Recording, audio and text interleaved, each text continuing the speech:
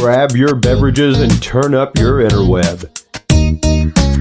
Solving the world's problems 12 ounces at a time. It's Dudes and Beer.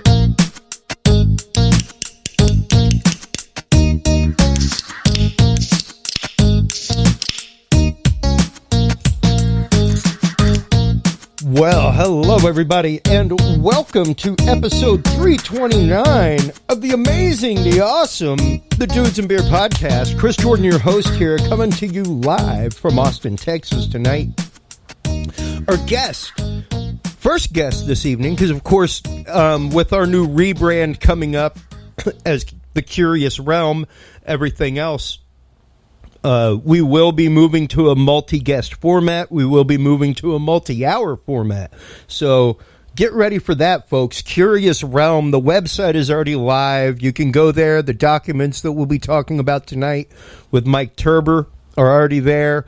All of our knowledge vault, pretty much everything. I mean, we even have an episode player there. So you can even go and listen to things live right there on the website. See, look, if I hit refresh, you'll actively see that little embedded player start moving. Because look at that. We're live on Spreaker and our website. So make sure to stop on by, check that out. So happy to have Robert Lindsy Milne on tonight to talk about the world of the psychic intuitive counselor. We love nothing more than demystifying things on this show. And I think the world of psychic ability, I've been working on Caroline Corey and getting Caroline Corey on the show. That is one of the big reasons for rebranding the show is I know what it's like to handle somebody out of an interview. So I know when I've been handled out of interviews, folks. And she has definitely been approached. And it's interesting to talk to people in the know, people like Robert, who have been using their psychic attunement for years for the help of others. And we'll be getting into not just what the world of the psychic is, what a psychic actually is, but the world of a psychic intuitive and how that leads into the world of counseling people on life skills, counseling people as life coaches, things like that. We will, of course, be getting into his website, which is robertmilne.com. While you're online checking all of that out, make sure to stop on by the Dudes and Beer podcast Facebook page. That is where you can find all of the news of the week that we talk about right here on this show. We've been posting some articles today. Actually, there was an American Airlines flight that was canceled after a group of 30 teens refused to wear their mask. That report out of the Daily Mail.uk. This was out of Variety. Cannes, the film festival, launched with a COVID confusion and disgusting, quote, saliva tests that require festival goers to spit in a tube. Out of phys.org, new research shows that castration of male sheep delays the aging of DNA compared to their intact male counterparts. Very interesting study there. A wild story coming to us out of The Sun. Farmer's wife wakes up to mouse chewing on her eye in the new Aussie rodent plague. Every few years there in Aussieland, Australia, they have like a wave, kind of like locusts come and take over, whenever there's that cyclic change in weather that happens with cyclones, that kind of stuff. Well, the same thing is true with rodents in Australia. And during the latest rodent plague, this farmer's wife literally woke up to a mouse eating her eye while she was asleep. Horrifying things. Stop on by. Check it out. Dudes and Beer Facebook page is where you can find all of that. While you are online, make sure to stop on by the Dudes and Beer podcast, dudesandbeer.com. That's where you can download the free Dudes and Beer app right there at dudesandbeer.com/app. That will take you right to it. And you can listen to the show. You can chat in questions. There's a forum there. There's a tip calculator. All kinds of stuff. All you got to do. And it's not on any platform. So don't go looking for it on the Apple market. Don't go looking for it on Android. I am hugely big on my listeners' privacy. And I refuse to put apps up on those markets as long as they are selling people's data. So stop on by. Dudesandbeer.com is where you can get the app. It is free. All you got to do is just click the install picture, and you'll see it come up with a little download thing on your mobile device that then says, like, hey, download this. And then you go to your downloads, and you click the APK file, and it installs. Super fun, super private, super great. Stop on by, check it out, dudesandbeer.com. While you were online checking that out, make sure to stop on by our sponsor, True Hemp Science. Christopher, my God, we had Christopher Lynch on from True Hemp Science not too long ago, and he brought in some products, as he is prone to always do with me, and their new batch of CBD 19 is absolutely phenomenal. This is my daily use stuff. I have a couple other supplements from them that I use. The gummies are great. Stop on by. TrueHempScience.com is the website. Dudes7 is the code that you want to use to save 7% off your entire purchase of $50 or more.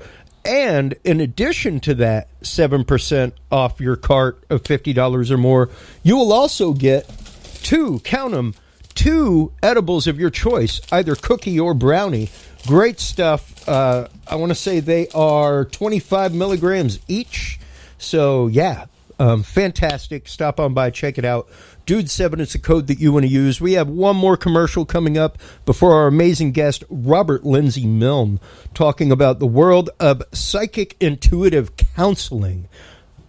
That and so much more. Oh, yeah, we'll also be having Mike Turber from 5x5 News coming on after him to talk about the new Pentagon UFO report.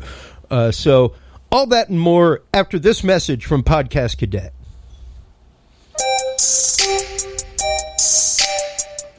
Have you considered starting a podcast?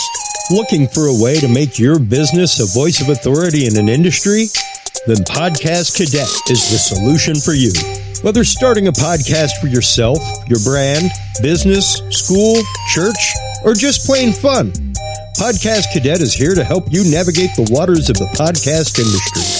Specializing in one-on-one consultation and training with industry professionals in fields ranging from podcast technology and editing to distribution, monetization, and even social media strategies. Podcast Cadet tailors their services to the specific needs of you and your podcast. Do you already have a podcast and trying to find ways to engage and grow your audience? Sign up for your Podcast Cadet audit today and let us help you explore new and exciting ways to leverage your content and elevate your podcast brand to whole new levels. From consultational workshops to affordable podcast production and maintenance packages, Podcast Cadet is your one-stop shop for everything podcast related on the internet.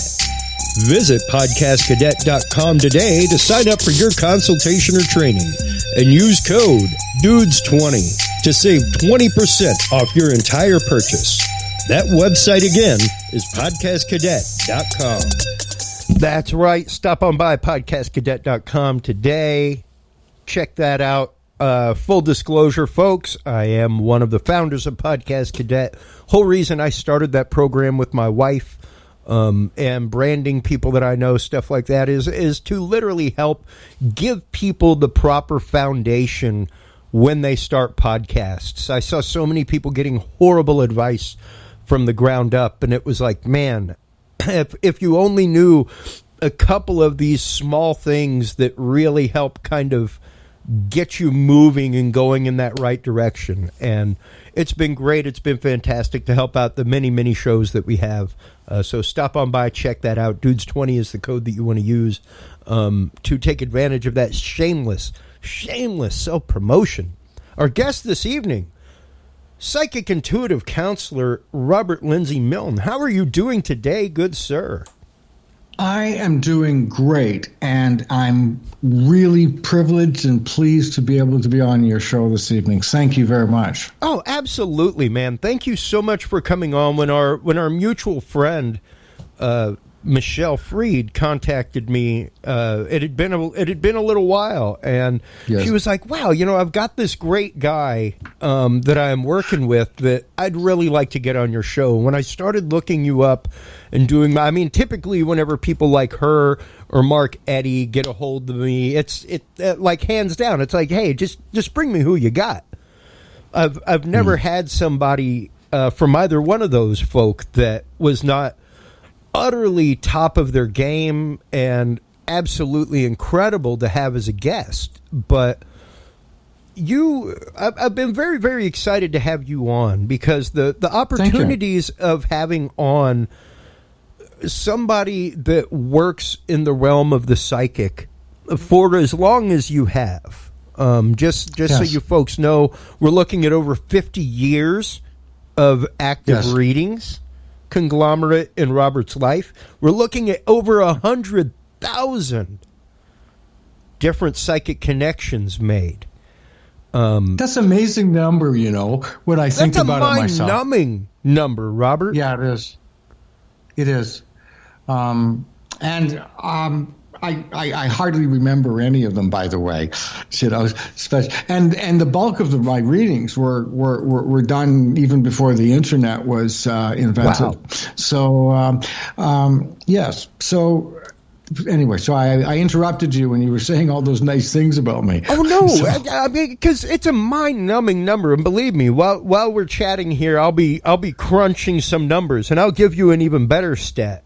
Because I will find out your daily batting average. Okay. When you say my daily batting average, what do you mean? Well, I mean, like the approximate number of daily psychic connections that you have had. Oh, okay. Because these are all verified connections. These are all people that have told you over the years that what you have told them has absolutely come about. That it is the case. And since I've been doing readings from those early days back in 1965 up until now, I have and do guarantee my readings. Absolutely. So that means that if I do a reading for you, if at any time from the moment I complete the reading and take your money till the end of my life or yours, and preferably the other person's, if for any reason they feel the service that I provided was not of value to them, I give them back their money, no questions asked. That's it. Now, if I did a reading for you 30 years ago and you say, "Hey, that reading was crap," I'll give you back 30 years ago money, not today's refund reading, right? Right? Right. I'll give you the estimated value in today's. Absolutely. That's right. That's right. Great. But yes. Well, and of course, that kind of stuff doesn't come about from nothing, No. Well, for as long as I've been alive, and as of the 13th of this month is 72 years, been alive, I've sensed and felt energy, vibrations from all around me.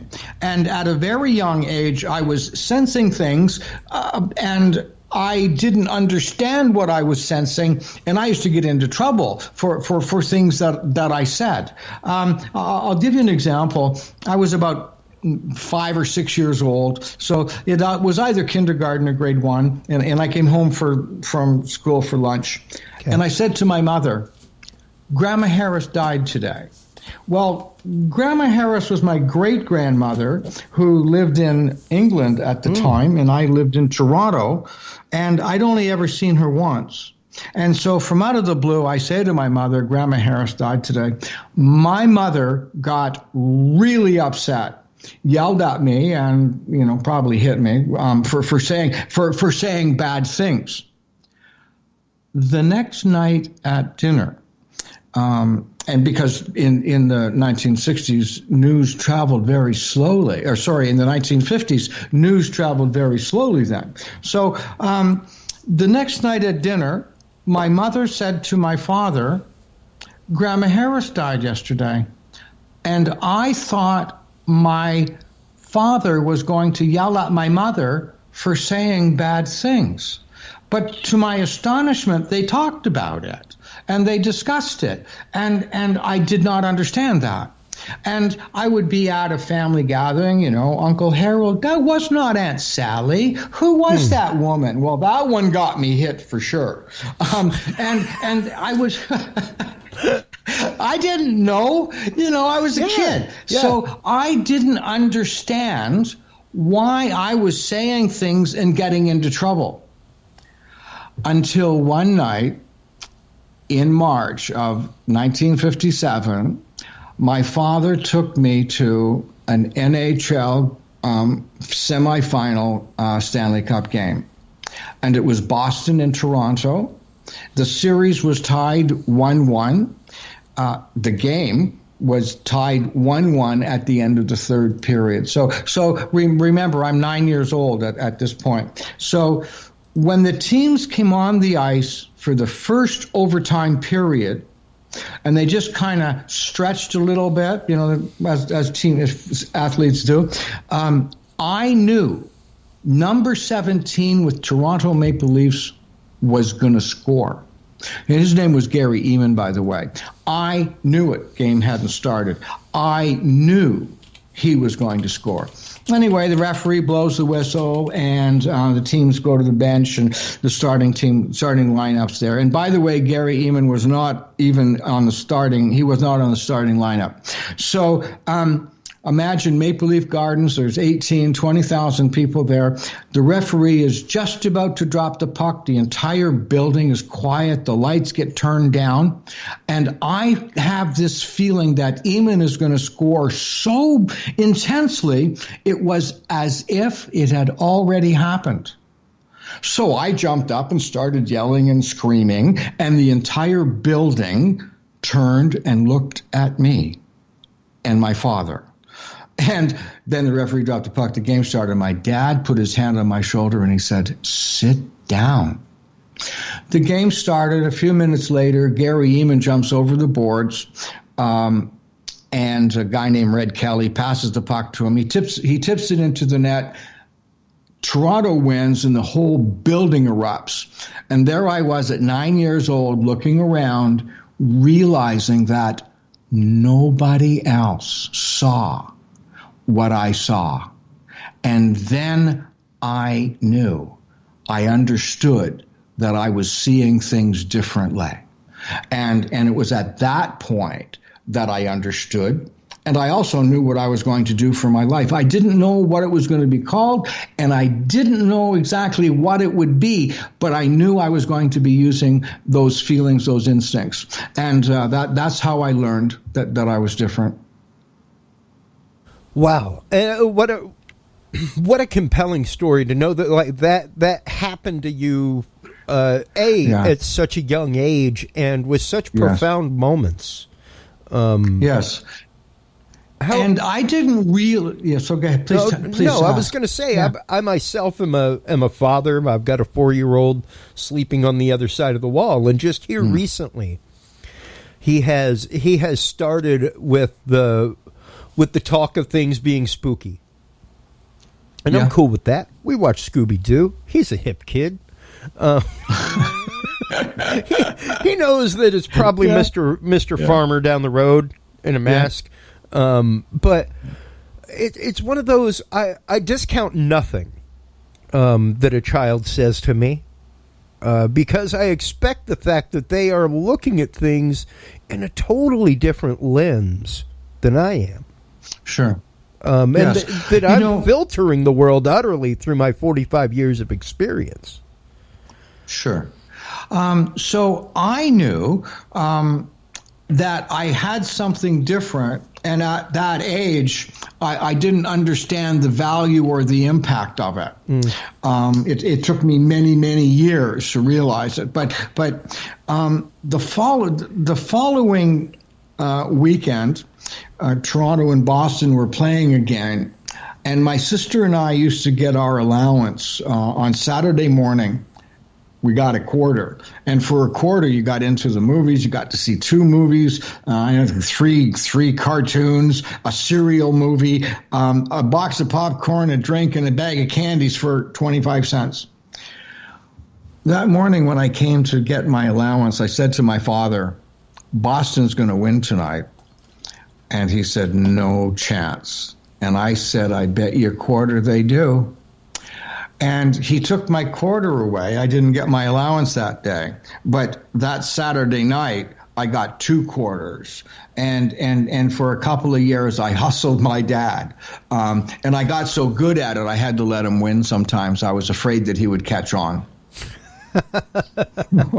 and you know, that is, of course, one of the first questions that people ask skeptically, Robert. And granted, don't get me wrong, I am a believer. I'm a believer tried and true. There isn't anything you could say that I'll take wrong. I'm a believer tried and true of people and abilities. I had a very, very good friend of mine. He became a very good friend, Rocky Morneau, pass away a few years ago from Maine. And a good friend of mine was the one that called me up one day and was like, listen, I know this sounds weird, but I got this guy here with me that I've known for years, and he needs to talk to you. And Rocky had been struck by lightning like twice in his life and been given the gift. Okay. Like, that's a tough way to get it, too. He's been in the Farmer's Almanac. He'd had it somewhat during his life, but that just kind of amplified it. And, I mean, odd things would happen. Like, his knuckles would turn green as he held people in the presence of their energy. It was wild. Okay. And, yeah, this guy went on for probably about 20, 30 minutes, Robert, telling me some of the most intimate details of my life and things that had recently happened to me that, like, I hadn't even told my wife yet. And it was like, wow. And I am a believer 110%, but at the same time, I have to remain a skeptic. And it's hard. How did you deal with that in your life when you did finally come out to your family? You know, was it a skeptical, like, religious type family? I didn't actually come out, as it were. Okay. I came from a badly abusive background, or abused background. And when I was 14 and a half, I ran away from home and I lived on the streets in downtown Toronto. And I survived on the streets using my instincts, my intuition, my psychic ability. And I lived, near an alleyway from about November to the end of April of that year. And it was right around Easter, and the police caught me and took me home. And I spent time at home from April to about the following October. I turned 15. A few months later, I left home and went back down to the streets and lived on the streets again. And I had heard.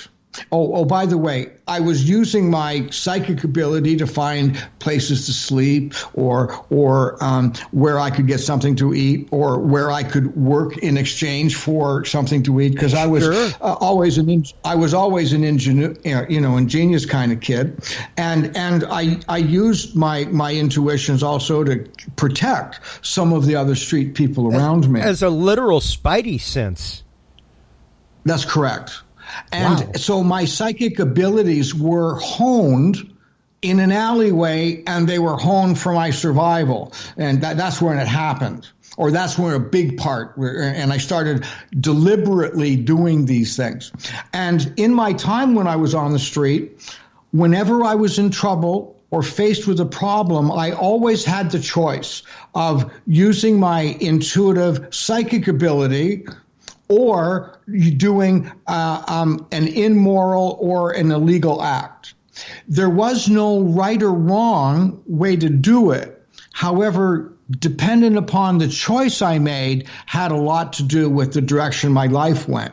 And almost always, I did the honorable, the honest, the psychic, the intuitive way. You know, sometimes in a blizzard, children do things that they have to do to survive. So I had to do some of those, but not very often. So my intuitions got really sharp. I heard that if you worked at a place in Toronto, at that time it was called the Cosy Tea Room, and it was specifically set up to do tea leaf readings, tell fortunes. If you worked there doing readings, you in the afternoon you would get a hot you'd get a sandwich, a cup of tea, and cookies, and you would get paid for the shift. And if you worked there at night, you'd get a hot meal, a cup of tea and cookies, and again you'd get paid at the end of the shift. On January 17th, 1965, on a snowy day in Toronto, when it was really cold, I went to the Cosy Tea Room and applied to be a reader. And the test I had to go through was doing a reading for the woman who owned it, Mrs. Cox. And I had to do a tea leaf reading. Man, I didn't know what a tea leaf readings were. I had heard about them, and I couldn't. It looked like little blobs of gunk in the bottom of a teacup. So what I would do, and what I did, is I held the teacup in my hand in front of me, and then I just looked at the person that I was doing a reading for and spoke to them as if I was pretending I was doing a tea leaf reading when I was actually being psychic. Yeah, and just doing a straight reading. Absolutely. And then I would put the cards down on the table, and I didn't know what they meant, but I would I was a flamboyant kid, and I would tell a story incorporating the cards doing the psychic reading. I had been there for about so I applied that day and got hired, and I started working there in the afternoon, and that day I worked the afternoon shift and the evening shift. So that meant I got a sandwich and tea, and I got a hot dinner and tea, and I got paid. And the next day, I had a job to do. I had a job to go to. And I worked at the Cosy Tea Room 5 days a week, 6 days a week, sometimes 7 days a week, until I was about 21 or 22. And I worked there every day. And some days I would see 35 or 40 people. Some days I would see 10. But I did it every single day. And there was no being temperamental crap. You know, someone came for a reading, and you bloody well did the reading, and day in, day out. And I got close to my 10,000 hours by the time I was about 22.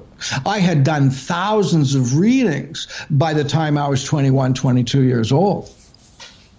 Now, yes. But before we dig deeper into the concept of readings, psychic, and moving forward in your career, I'd like to revisit one question that just kind of popped into my mind, because I've known a few people that kind of went down the same road that you did, as far as going out, living on the street, things like that. Was that something that, when you did it, were you more comfortable there, and did you for some reason almost find yourself called to being there?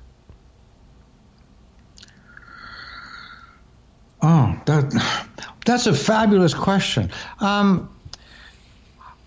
Because the few people that I've known that did live on the street, it was one of those, like, it was a choice that they were utterly forced into, but at the same time, while they were going through it, they saw it as their own transformation. I could have stayed at home.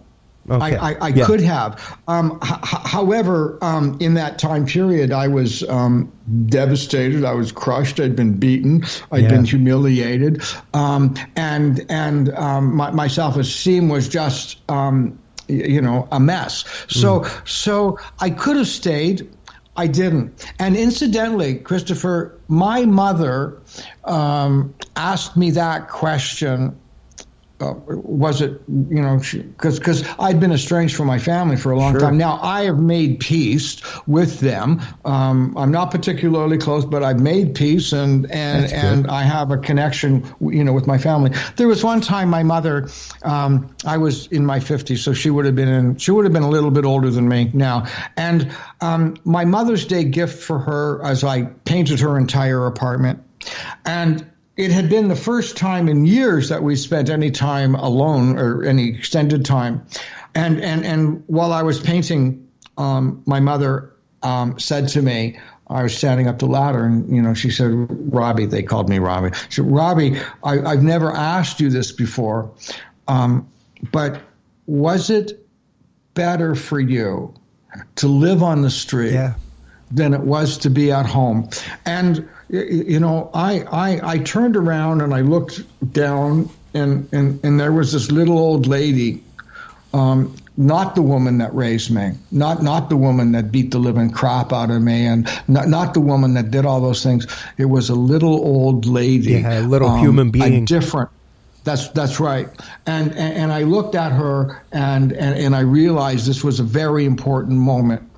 And I put the brush down in this paint tray, and I climbed down off the ladder, and I went to her, and I called her Mother, and I said, Mother, before I answer the question that you asked, I want you to know that I have been in therapy my whole life working on that very issue. And after all these years, I want you to know that I am at peace and have forgiven all that occurred. And I'm okay with what happened. But I want you to know it was better and safer for me to live on the street. And my mother groaned, and she walked away. She never ever talked about anything like that ever again. So, wow. What a powerful moment for both of you. And I could have yelled and screamed, but I didn't feel that. She was the woman that hurt me the way she did was not the woman that asked the question. Yeah. And by the way, I started doing therapy when I was about 16 years old, and there's never been a period in my life where I haven't been doing some type of inner work on me. There's never been a gap. It's been part of the process. Just as when I was at the tea room, or when I was leaving the tea room, I was around 21, 22. I worked really hard, but I also got into trouble a lot there, and I was kind of I didn't like having a boss, and I didn't like it that the tea room made their living off of people like me. Yeah.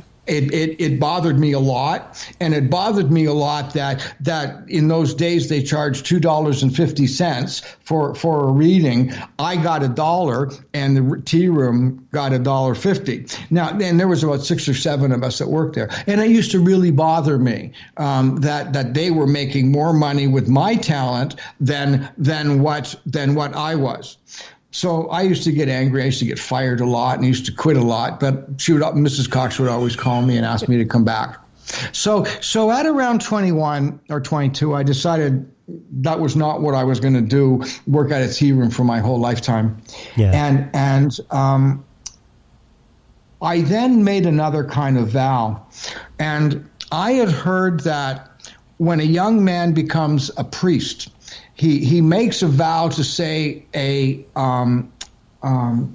mass every day of his life. Yeah. So I decided that this was my calling. This is what I was going to do, and I made a vow that I would do a psychic reading every day of my life. And I changed it a little bit, that I would do a psychic reading or practice doing a psychic reading every day of my life. And I went about 30 years without missing a day of practice or doing a psychic reading. Well, and yes. I was going to say, and just to give you a little update on that number, actually, in your life, or at least since you've been doing it. In 50 years, not counting leap years, you're looking at 18,250 days. Yeah. You divide that into the number of connections that you've made, over 100,000, and you're looking at 5.479 per day is your average. So you've more than fulfilled that promise to the universe. Yes. And now I went 30 years without missing a day or something like that. And then one day I decided not to practice or not to do a reading. And I just wanted to know what it was like not to do it. And after I experienced that, then I did, another 10 or 12 years without missing a day. And it didn't matter if I was sick, well, happy, sad, rich, poor, on the street, in a penthouse. I did it every day. And I don't quite do that as much anymore, but I certainly do something 6 and often 7 days a week. And one of the, if somebody calls me on a day that I have off and I was going to do a practice, if somebody, and I answer the phone, there's a really good chance that they'll get a psychic reading that right then and there, because it's better to do it for real rather than to practice it. And that was something that my buddy Kenny told me all the time about Rocky, was the fact he was like, man, I'll take Rocky to the store and I got to spend half a day, bro, because if we stop for gas and he feels something about the person on the other side of the pump, he ain't not going to tell him. Sure. Right. He's not going to not give them that information. And if it takes 3 hours to give him that information, like I'm going across the street and grabbing a sandwich. Sure. Well, yeah, I understand. So for me, it's been what I do, and it's been controlled and structured, and it's been like my calling, but it's my job. And it's how I make my living, and I do keep a distance. I do keep my private life and work life separate, but I'm also always on call.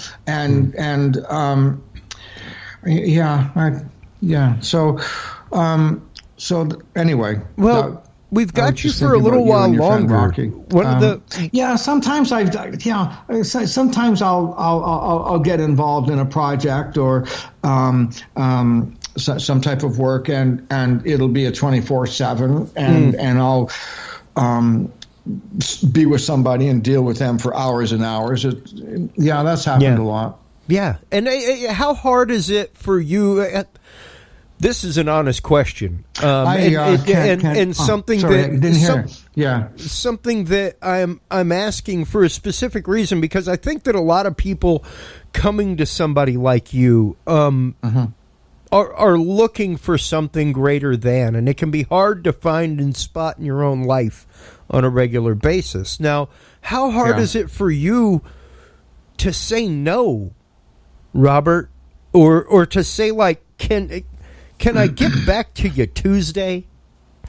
I can say no. Something that can become intrusive in your personal life in that way? It has been. It has been, and sometimes it can be. However, what I also have to recognize is that I have boundaries. I'm best doing my work when I'm in control and I'm structured. And unless somebody is bleeding, or unless somebody's heart stopped beating, or they've stopped breathing, or something like that, I can say no, but I'll also say I can see you tomorrow, or I can see you on such and such a day, and we can talk between now and then. But I need to be recharged. And if anybody is in a situation where they can't do that, can't wait a bit, then they need other kind of help than the type that I give. Yeah. And I would direct them to that as well. And that's good on you to say that, because I think all too frequently, like I said, utter true believer, but at the same time, I think a lot of people claiming to have these talents and skills sadly take advantage of people, Robert. They do not have the credos that you do. They do not have the years of testimonies that you do. Are you asking about? I like to talk about those testimonials too that you were just showing,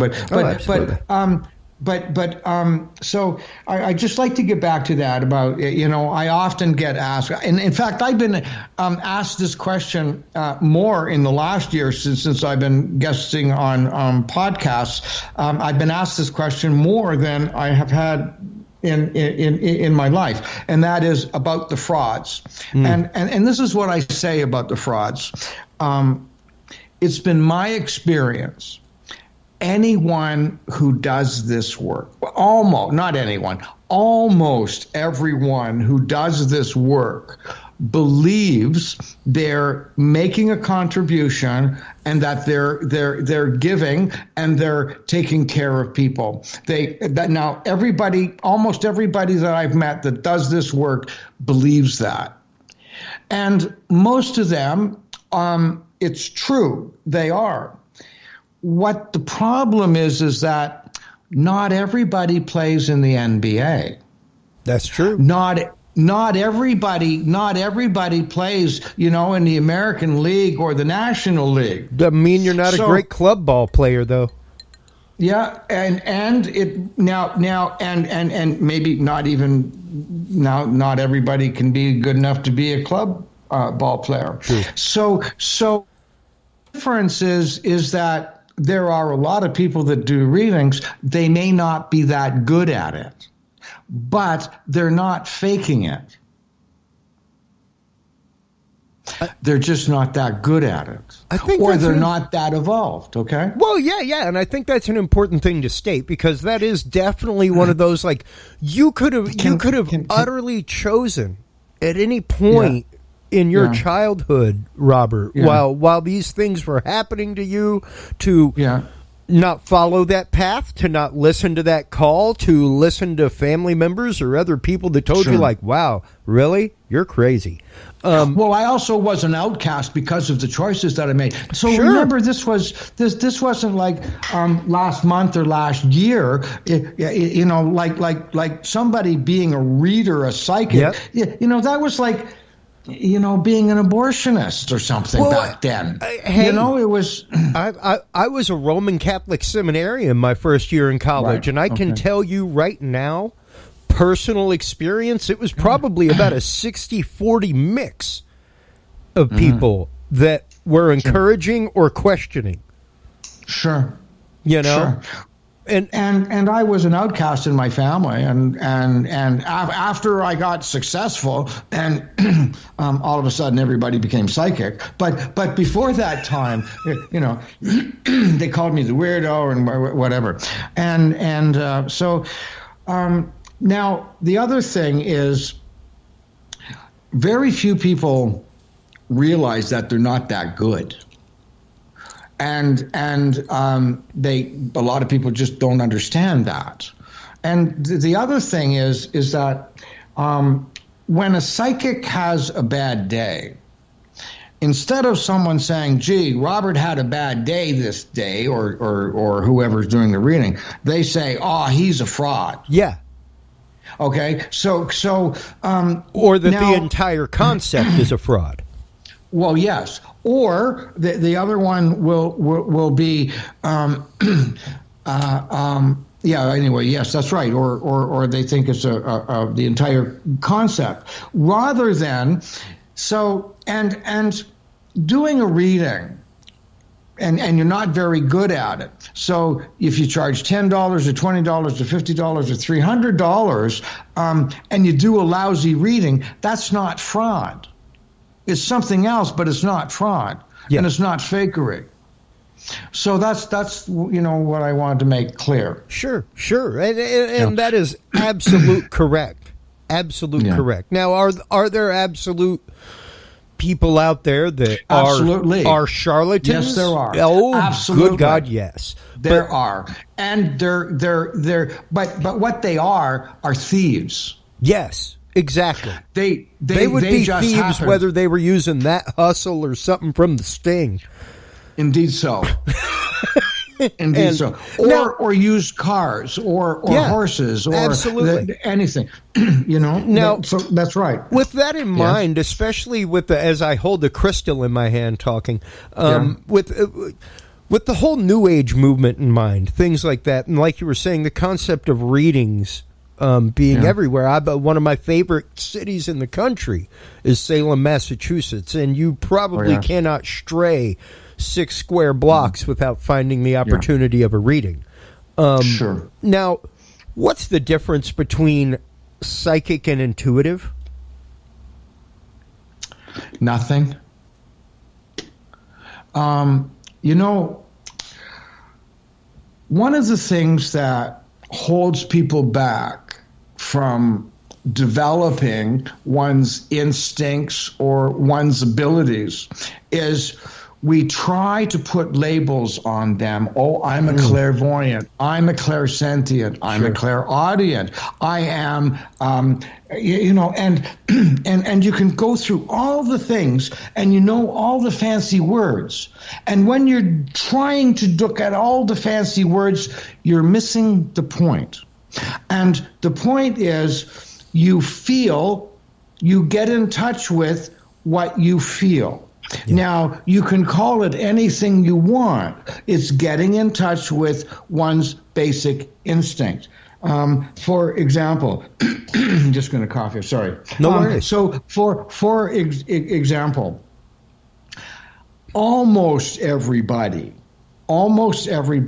has some psychic ability. So if we made a bell-shaped curve, at one end of the bell-shaped curve, there is one person that has absolutely zero awareness. And then at the other far end of the bell-shaped curve, there is somebody that's got 100%. Boy, would I ever like a reading from that person, unless they were all messed up, and that's another story. But there's one at that end that's 100% aware, and the rest of us fit in between.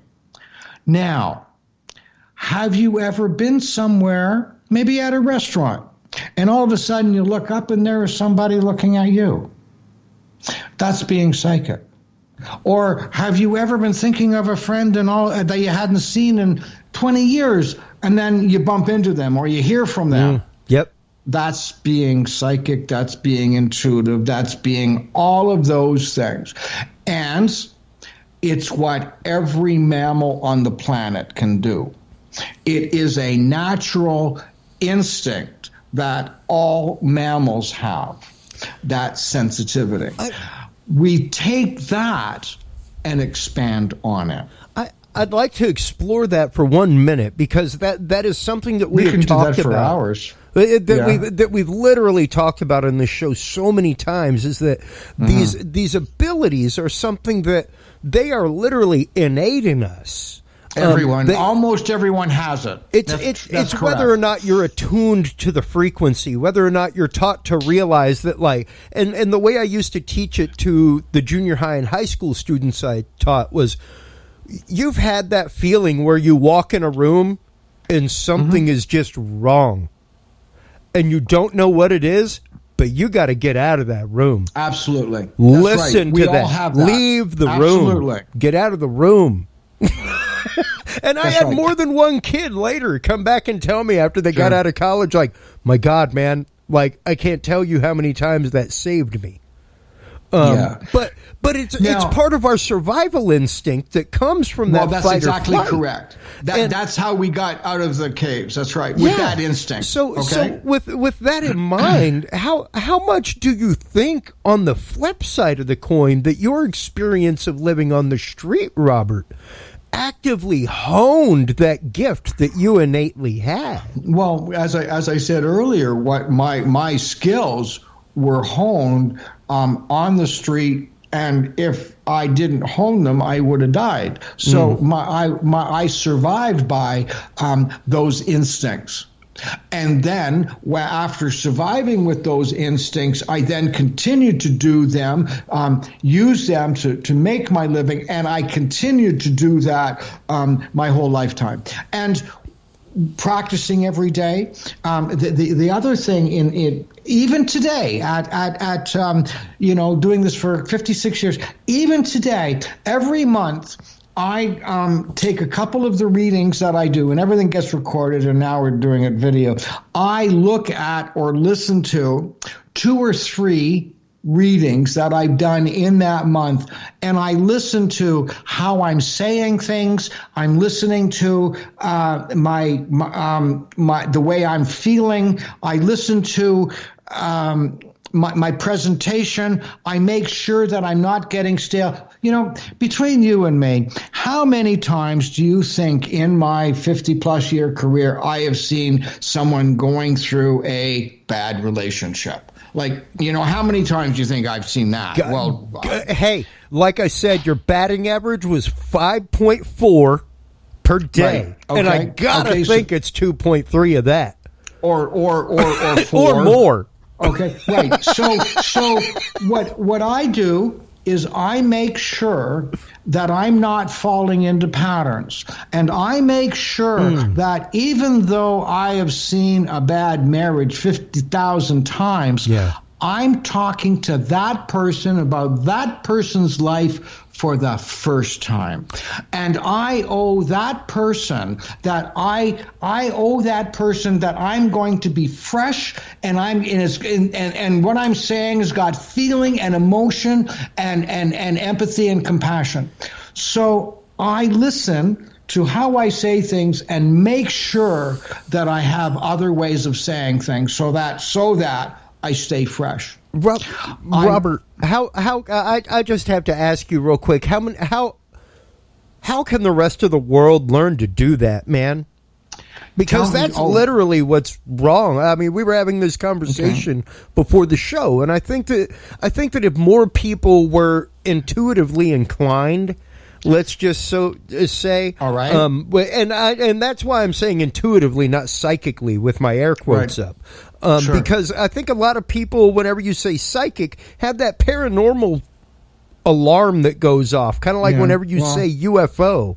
Sure. And you're just talking about something that you don't know what the hell it was. I've got other words that would go UFO rather than unidentified flying object, right? Anyway, so I used to teach a one-day workshop on how to be psychic. And I did it for close to, and in that time period, I had groups 300 and as small as 10.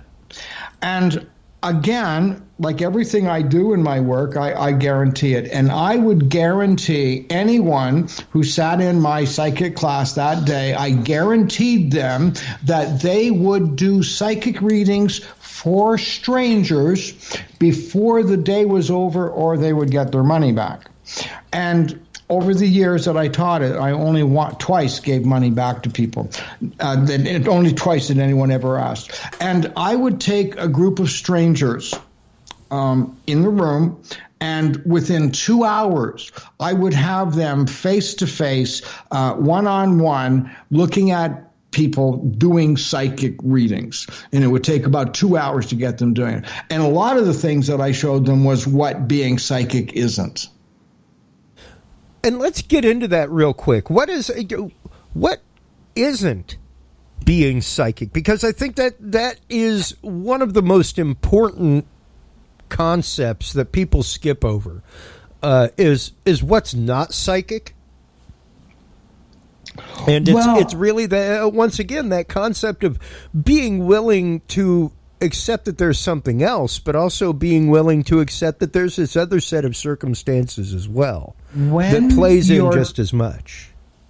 When you're trying to be a channeler, when you're trying to be a clairvoyant, when you're trying to be an empath, whether you're trying to be a telepath, when you're trying to do something and you got a label on it, you don't do it. So you simply just get in touch with the energies. Between about 18 or 19 years old and up to about 23, I used to participate. I participated in experiments at the Toronto Society for Psychical Research, and it was sponsored by a Canadian financier, and Dr. George Owen and his wife came from Oxford. Dr. Owen had a PhD in mathematics, and he came to Toronto and he headed the center. And I used to participate in psychic experiments. And there was this one time I was involved. I was doing some, and I was maybe 19 or 20, something like that. And the test was, there was a doctor that was part of the group, and one night, for the test for me, he brought a handful of blood spots on paper. What was it called? On blotter, on a blotter, and I didn't know that he was he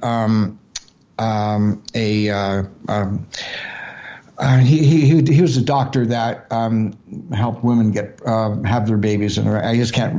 The word just slips my mind right now. He was a pediatrician, so he took blood spots, put them on a blotter from his patients over a period of about a week, and you couldn't do this experiment today, but remember, this was in the mid to late 60s. So what I was to do was to hold the blotter, feel the ink spot, and feel the energy or the vibration from that. And incidentally, that technique is called psychometry. So I would hold that, and in the group with all the other people making notes, I would talk about that particular blood spot. And then when I finished that, and I did all the blood spots, and people were taking notes. And then when it came time to the group got into a debate. One guy decided that all I was doing, because they were debating, was Robert being clairvoyant? Was Robert being psychic? Or was Robert just being telepathic? And I was listening to these people talk, and it really pissed me off. And I grabbed a couple of the blood spots, and I went over to this guy and said, "Here, let's see you just be telepathic." And I handed him the blood spot. And then he didn't say very much in the class for the rest of the night. Well, yeah. But it pissed me off so much, I wouldn't do it. That's it. Fine. You do it yourself. You figure it out. And, and so they were so determined to put a label on it, you miss doing it. Yeah. Yeah. I mean, you get so caught up in the definition, you miss the broad stroke of the term. So am I a channeler? Well, maybe. Am I a clairvoyant? Yeah. Well, am I Yeah, I'm telepathic. I do all of those things. I just simply do it. Yeah. And it's interesting that you bring that up, because even the whole concept of the quote paranormal community and right. what it involves nowadays. Even things like targeted individuals are part of the quote paranormal community, and it's like, wait, that's totally different than something paranormal. But whenever you get into the fact of just the word paranormal, it just means outside of the norm.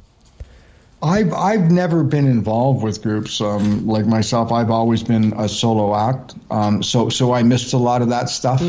I've just worked by myself and toured with my secretary and myself around the world. Well, doing shows. For the next little bit, let's get into that for a few minutes. What was it like for you to go? Were you and your talents received different ways by different audiences around the world? Did you find a specific cultural slice that was more accepting of your gift? And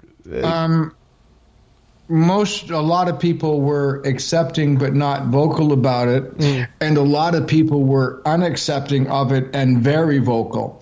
There were times where radio stations where I would have a monthly appearance, a regular monthly appearance. When it came time, they found out that I was negotiating my contract. There would be demonstrations at the radio station.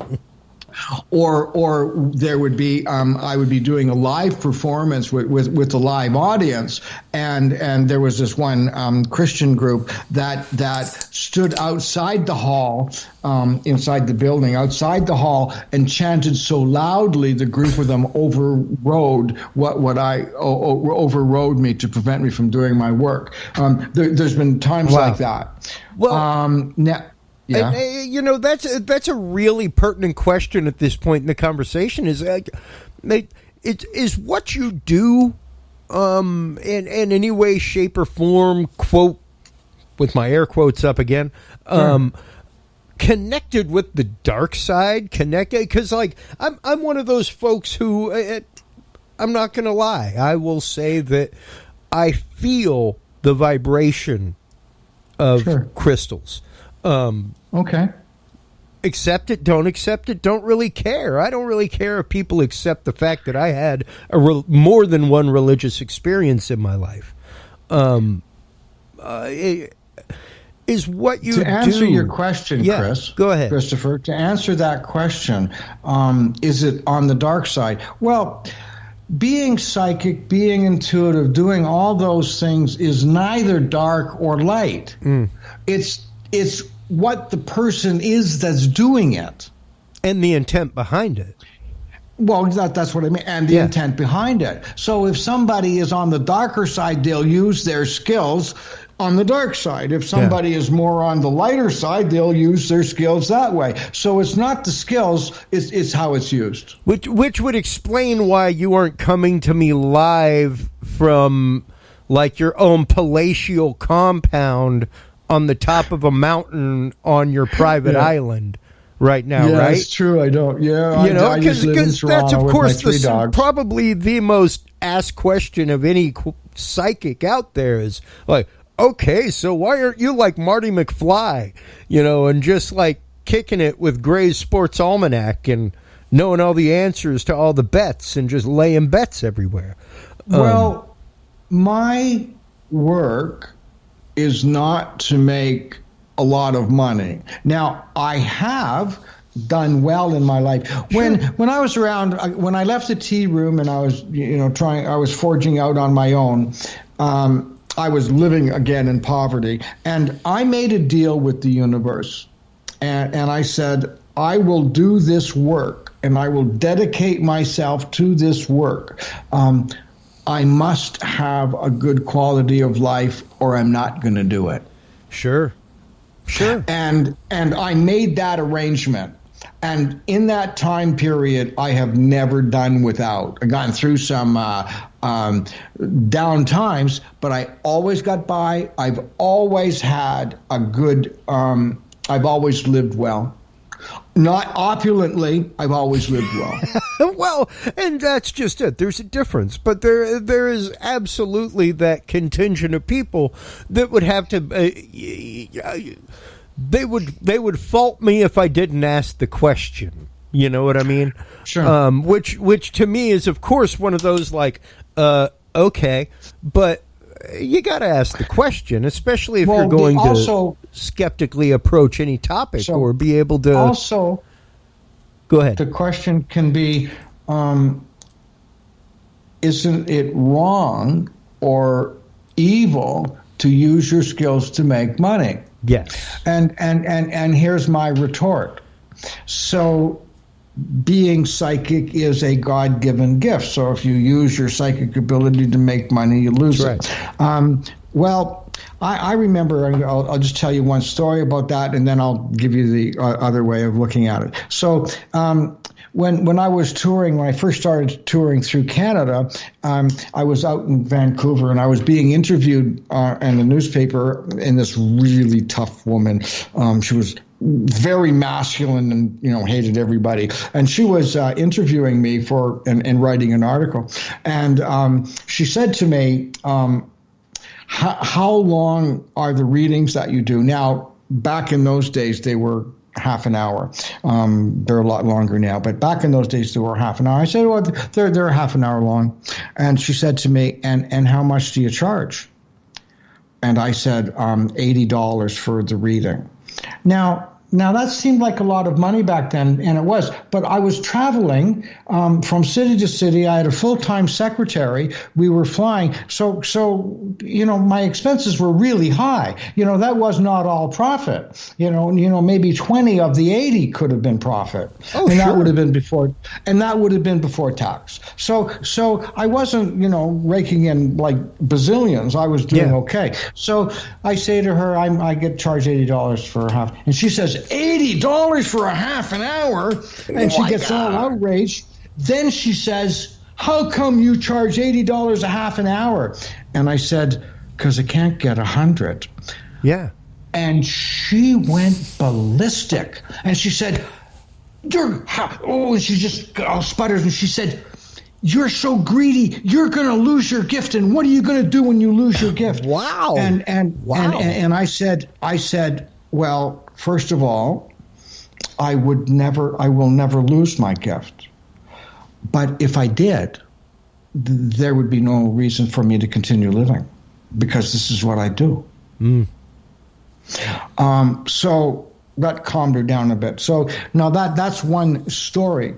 Often I'll answer the question is that, yes, it's a God-given talent.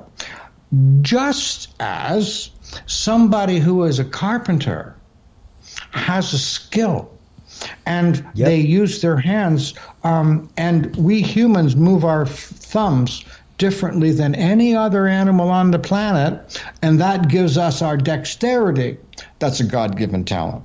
Yes. The star football player, quarterback, is using his God-given talent, and he makes millions and millions and millions of dollars. That's right. So they're all God-given gifts. Yeah. And that's something that I love whenever I hear people explain it that way, because it absolutely is the fact. It is a God-given gift. It was something that you didn't ask to have this gift. You didn't perform some magical ceremony or find a bottle on the beach and read the warning inscription and rub it anyway and end up with this gift. It isn't something that you have seen as a curse or burden in your life. And believe me, I know many people who have seen such gifts as a curse or burden in their life. What do you? No, I'm sorry to hear that. And for those folks out there, those folks I'm talking about know who you are. God bless you. How do you filter, Robert? How do you keep that other world from encroaching on Robbie's time? What do you mean, the other world? Well, I mean the rest of the world that is out there, that you can always tap into with that muscular reflex of psychic activity that you have. Because sure, like you were saying, most of us are tuned in. We just don't realize it. We haven't learned to flex that muscle necessarily. But how do you keep all of that from encroaching on your time? As I get older, I'm becoming more and more and more sensitive, and I am being more and more affected. But all my life I have been affected. Like sometimes it's difficult to be in a crowd if I'm not performing. There was this one time when I went to a concert, a Simply Red concert, and during the concert I knew that the singer, I guess his name was Red, and the keyboard player were pissed at one another. And I knew that they were mad, and I wasn't sure whether they hated each other or they were just having a fight that day. But the energy was so intense between them, it interfered with my appreciation of the concert. Yeah. Okay. You're in tune enough to realize that. That's right, and I saw it. So it's often like that for me, where I have to ignore stuff and look the other way if I can. Yeah, and I've explained it to people because I'm definitely a hyper aware person, and have that empathetic twinge to me. Where when I'm an audio engineer and I've been in the crowded, like it's hard for me to go out to a bar and enjoy a show. Well, yes, or me even going to a party. Yeah. However, you put me in the sound booth, and you put the blinders on the horse. Yeah. You put me in that crowd of 15, 20,000 people milling around a convention center all day. Hey, I'm at work. My blinders are on. You put that same horse on the same street without the blinders. He may buck and kick a little bit, and as I've gotten older, that's definitely become a situation with me where it's like, even over the last year with COVID, and I'd like to talk about that for just a minute, that even the psychic damage done to our society and people as individuals during this time of COVID, by either not being able to be out and do what they're supposed to do, or by the fact that they're used to being out and they can't, there's sufferers on both sides. It's interesting. Well, I've had a good pandemic, as it were, and by the way, Toronto is and has been the most locked down city in the world. Yep. We got locked down. We had a stay-at-home order from March 2020 until about 2 weeks ago, 3 weeks ago. Yeah. Now, besides doing psychic readings, I also use my psychic ability in different ways as well. There's a book written now. It's called The Perfect Predator. And it's a story about a man. Well, I knew the guy. I know the guy, and I know he's one. He contracted the most potent superbug on the planet, and it at the time was 100% antibiotic resistant, and that meant when you get it, you die. Now, his wife, her name is Stephanie Strathy. She is a PhD she's an epidemiologist. She is a professor at the University of California, Southern California University. She's a professor of epidemiology, associate dean of epidemiology, and she's got like a bazillion other titles. Her husband, Tom, he is a professor of experimental psychology at the same university, and he also is an associate dean of that department. And he furthermore has a PhD in psychiatry. And they're very well-known and recognized scientists around the world. Stephanie is a client of mine, and I did a reading for her when she had just finished her PhD. Anyway, long story short, Stephanie and Tom are going away on their dream vacation, and this was in 2016. They're going to Egypt. Tom is a big guy, 6'5", and over the years he ballooned up to a big weight, like over 300 pounds. I did a reading for him the year before, and I told him directly, I said, Tom, there is an illness in you. Now, in 2018, you're going to be more than 100 pounds lighter in weight. And that seems very clear. However, there is also an illness forming in you, and it's going to make you as sick as you possibly can be without dying. And you're going to lose 100 pounds. And then I said, it looks like it's up to you. You can either decide that losing your 100 pounds is the destiny and say, okay, and the information I've given you frightens you, and you lose 100 pounds before you get sick. You can do it that way, or you can get sick and you can lose 100 pounds. And I just said, Tom, it's up to you. You can do it the easy way or the hard way. Scared the hell out of him for a couple of days. Anyway, so a year later, they're away in Egypt. Tom comes down with the superbug while he's in Egypt. And by the way, he had this this sign.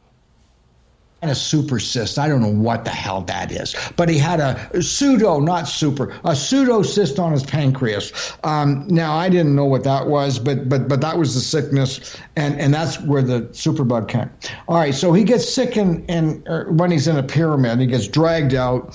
He's back at the hotel. He's unconscious, and then he gets rushed to a hospital in Cairo, and that's where he gets the superbug.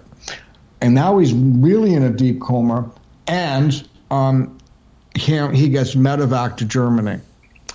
Stephanie contacted me after they got to Germany, and I had a psychic link with Tom. I made a psychic link. And even though he was in a coma, I knew what was going on with him. I knew when he was in trouble.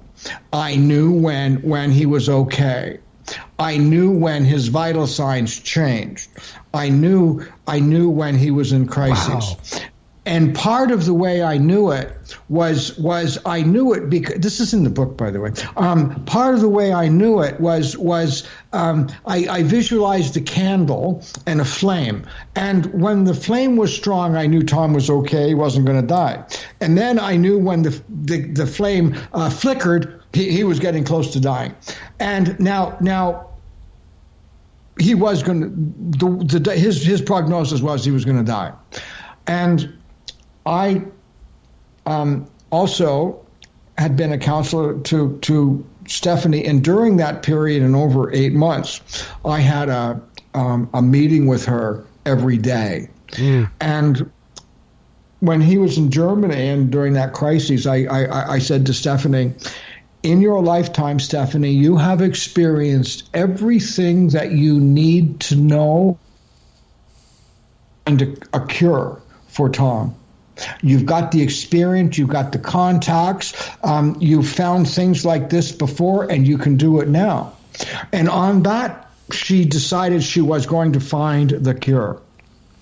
And now, believe me, I am not the star of this show. There are a lot of other people around the world that got involved with this experiment. And Stephanie set out to find the cure. Now, my job, had I not been doing it on 3 different occasions, Tom would have died. And that's also in the book. There was this one point where I saw the candle flickering, and it looked like it was going to blow out. And Tom was cold. He was in the dark. He could hear people speaking, but he didn't understand what was going on. He was sick. He was in pain. And he was letting go. That's what was happening. He was letting go. He was going to die.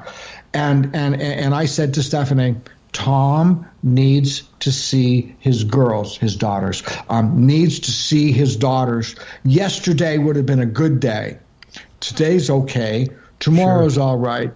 If you wait longer, don't bother.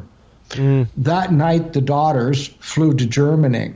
And when they went direct to the hospital and they connected with Tom, and that moment, the candlelight stopped flickering, and it got stronger, and it brought him back. And he writes about his experience in the coma and that one. Now, he would have died had I not have been doing that work.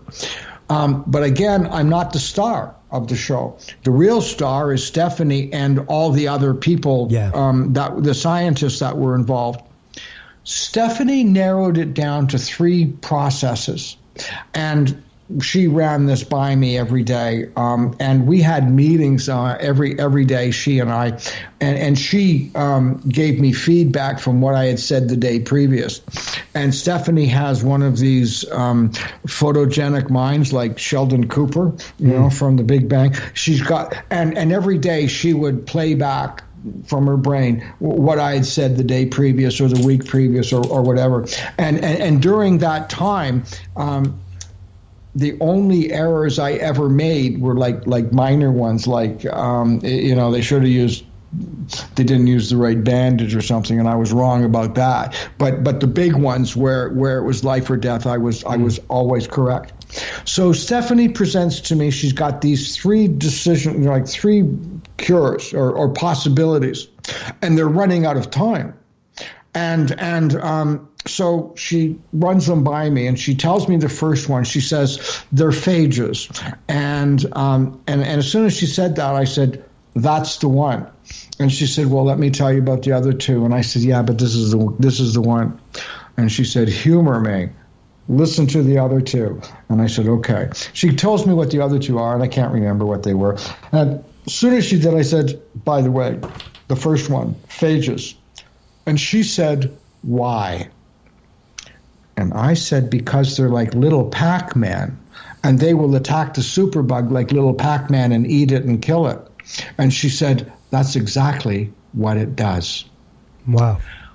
By the way, and it was on that, after talking to like 50 scientists too, it was that made her decide phages. Do you know what phages are, Christopher? I know what macrophages are. Well, phages are harvested from sewers and it's excrement. Wow. That's what they are. And in the 1930s, in Russia, they were doing all kinds of experiments where they were injecting raw stool into people that had inner bowel and colon illnesses. And the concept was the healthy bacteria will destroy the unhealthy bacteria. Huh. And there was some success the tests were, the experiments were done into the late 1930s, early 40s, and they were getting some success. And then penicillin got invented. And I guess it basically came down to, do you want a pill or do you want to have a turd? So most people went for the pill. So that was the end of the phage therapy. Since superbugs came around, they started doing all kinds of experiments, and then phage therapy came into awareness. Tom was the first person to be human, to be treated with phages. And they didn't know whether it was going to kill him or not. But he had become so sick that if they... Anyway, he was injected with phages. Wow. And lived. Yeah, and I mean, I've got Science Daily up right now talking about how poop pills capsule research paves the way for simpler C difficile treatments. And there's all kinds of scholarly articles written about exactly what you're talking about. Fecal transplant pills, all kinds of things. So that's right. And go ahead. It changed the way the world looked at diseases, and it changed different treatments. And it opened the door to millions of lives being saved. Wow.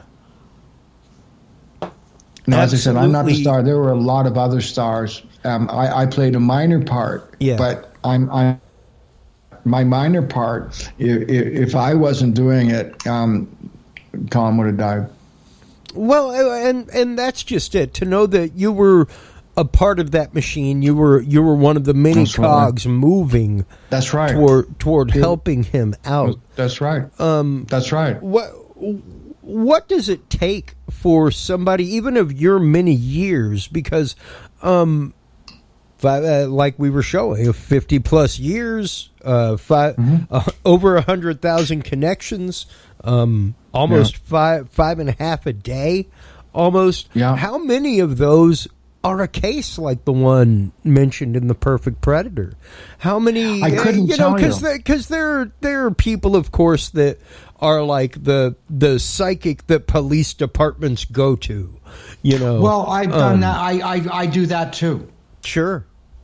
I've done that as well. I don't talk about. I don't advertise that. Yeah. And anytime I do get involved, the agreement is that nobody knows a psychic was involved, and especially me. And I will have no contact with the family. Yeah. That's the agreement, and I don't get paid for that. That's free.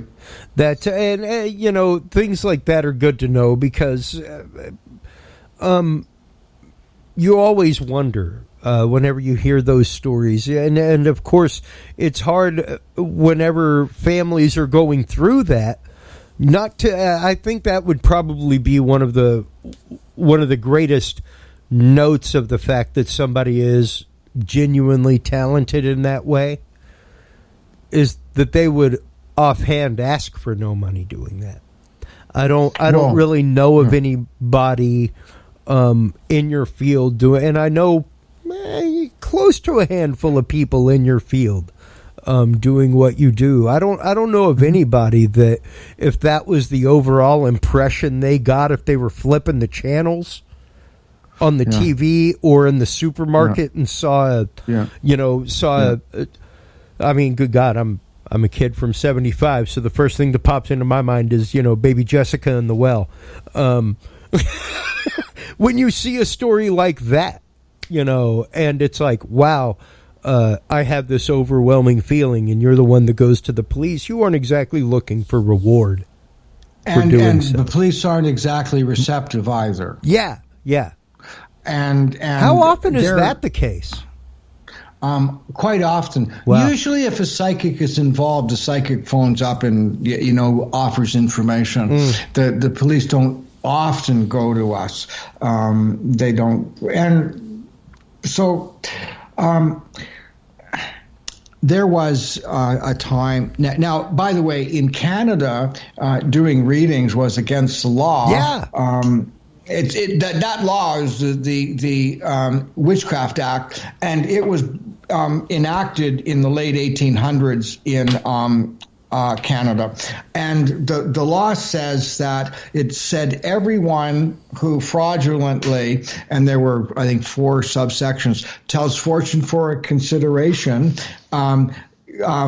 cures, does healings using an occult or crafty science, accusing somebody of a crime using an occult or crafty science, I can't remember what the other one was, is punishable by summary conviction of not more than 1 year in jail and $5,000 in cash.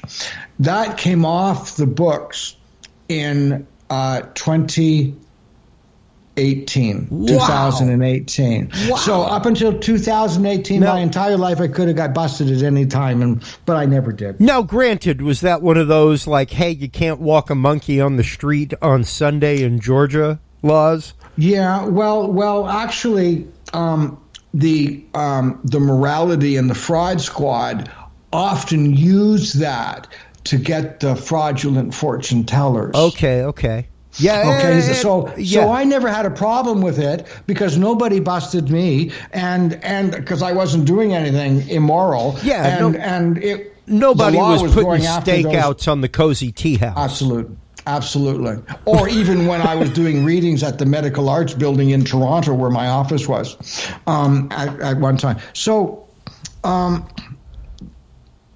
there was one period where when I do tours. There was one city just north of Toronto.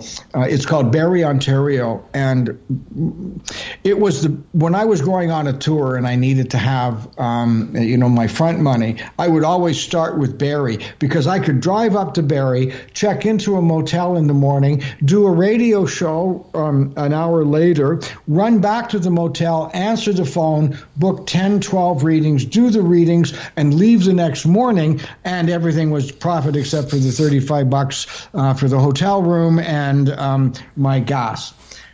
One night, I was doing readings, and there was a knock at my door, and it interrupted my readings, and it was the Barrie police. And there had been a missing woman, and they had run out of leads. They'd gone cold, and they wanted me to help them, and I didn't want to do it. Besides, I was pissed because they interrupted my readings, right? And they said, if you don't help us, we won't let you do any more readings. So I said, okay, wow. I'll help, but let me finish this evening and come back. So they came back and saw me that evening. They took me down to the police station. We looked at maps and the area.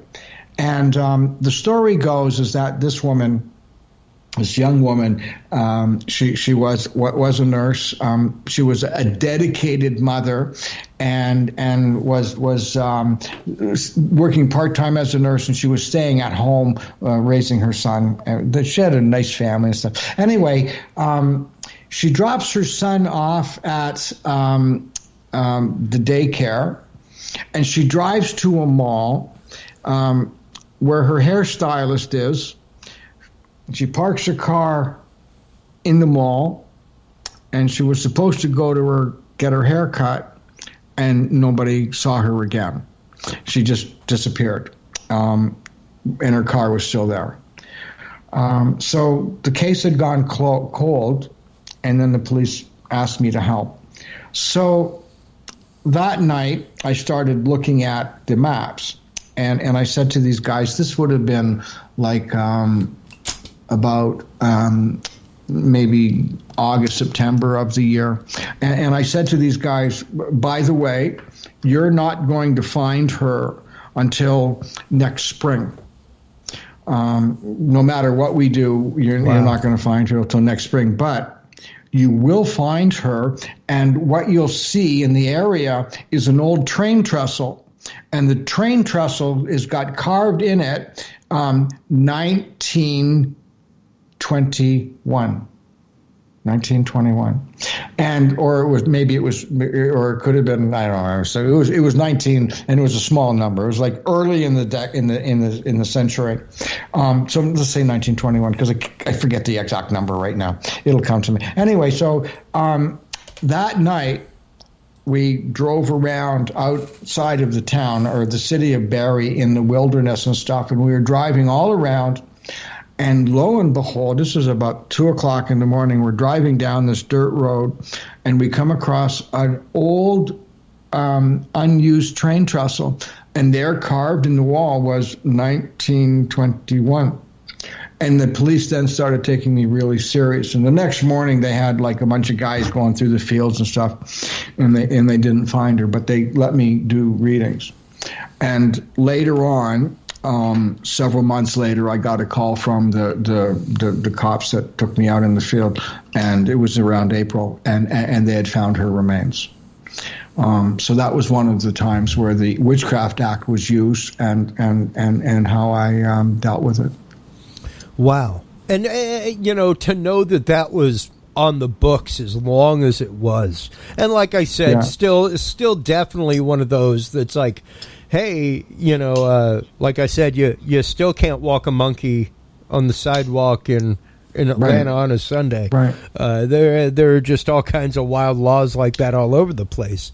But to know it was that a strict that was religious law. Well, sure, absolutely, and much like the laws that came to lead to the creation of the FDA, things like that, out of the snake oil sales from back in the day. Absolutely. I can definitely see that. And at one point, especially in the late 1800s, that's something that we talk about on this show regularly, Robert, is that 100-year cycle of humanity, and the fact that, like, when you're talking the late 1880s at that point, and even the 1920s, like right now, you're talking about a huge surgence at the time in the world of spiritualism, spirituality, paranormal, things like that.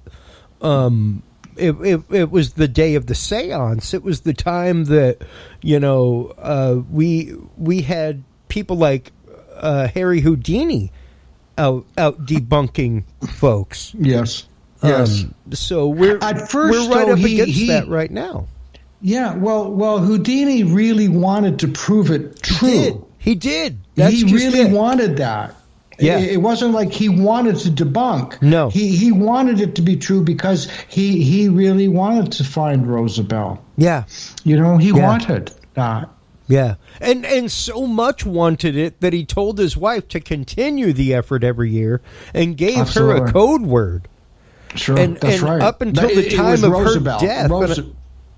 And it's Rosabelle. Yeah, and I want to say even their son carried the tradition forward. Absolutely. It's interesting. And for me, like I said, it's one of those I will never discount because I have my experiences. I know people that have a connection with something that is greater than.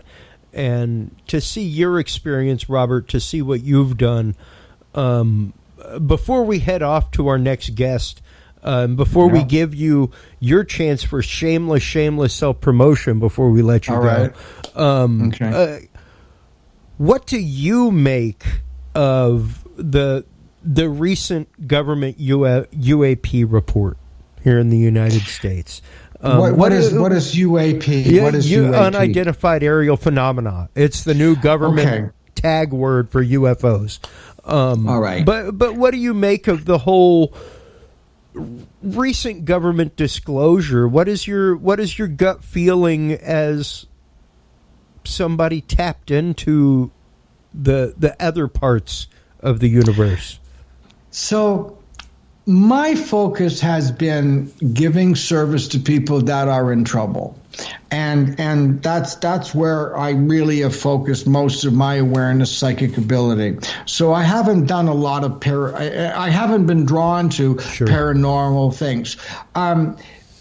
But my instincts would tell me that there's a good chance that there are beings that are watching us and what's going on.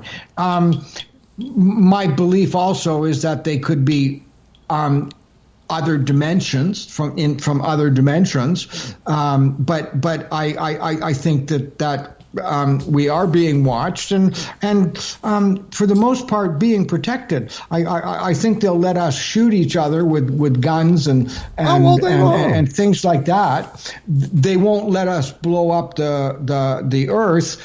And I think the reason for that, it was to throw part of the universe off balance. So they'll prevent that, but they'll let us, throw rocks and shoot guns and things like that with each other, and they'll watch us. I also think that some of them would be horrified watching the way we behave. And I think that some that would be here would be seeing us as very unevolved, angry, vicious animals. Yeah, absolutely. I could not concur with you more. Were they watching? Were they, as L.A. Marzulli has put forth, were they interdimensional or even ourselves from the future? What horrifying things they must be witnessing. That's really the only way you can put it. We do not tend to, as a race, treat each other well as far as humanity goes. We have been horrible. Yeah. And we European, Caucasian Europeans have been some of the most violent, vicious people ever to live on the planet. Yeah. And we're experiencing some of the results of that here in Canada recently. Yes, you are. I'm trying to get a whole show together about that right now, Robert. If you know anybody up there connected with that movement, I would love to have somebody on to talk about that, because like the literal mass graves that are being found in Canada are horrifying. And the things that people have spoken about for years and said happened, and they, no, you're a crazy person. You're crazy. Well, in where I live, in Toronto, there are very few Indigenous people in the area. We didn't get educated on it. What happened is when Canada was formed as a nation in 1867, they decided that with the Aboriginals, they decided that the best thing to do was destroy their culture and make them white.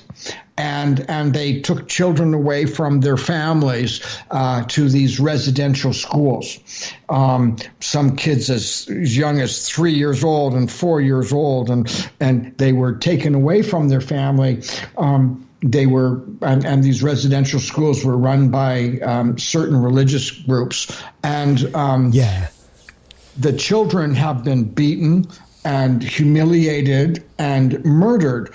And there are, I think there were about, I think there were like 250, maybe more, residential schools across Canada, and they've only checked the grounds of 7. Now, we haven't had these, all these have been closed for many years, but they have checked the ground of 7, and of these 7, they have found the graves of more than 1,500 little children. Yeah. And you know, this is how you know it's hit the news cycle in a special way, folks. I went to put in 3 words into Google. Mass graves. Canada popped up first. That's how you know it's in the news cycle. And here it is from BBC News. 751 unmarked graves found at a residential school. And this is just one. That's just one of, I don't know how many reports I have posted to the Dudes and Beer group lately about this exact topic. And that's one of those. I'll see if I can find someone that can talk to you about it. That would be fantastic, because it's a hard conversation, Robert, but it's one that we as a people have to have. As humanity, anyway. Period. You know, we have a lot to atone for that. We do. We have a lot to atone for a lot of things in a lot of places, my man.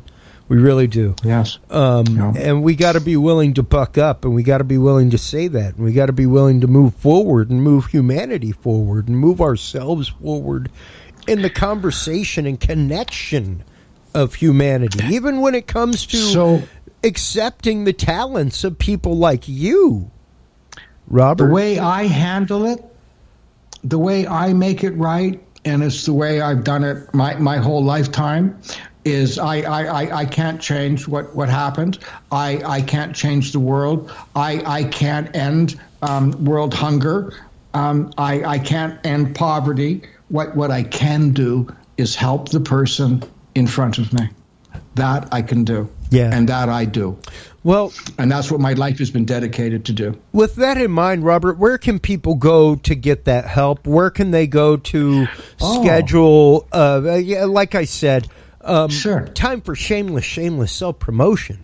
All right. Well, you can find me at www.robertlindsymilne.com. That's where my website is. You can find me on Facebook and Instagram.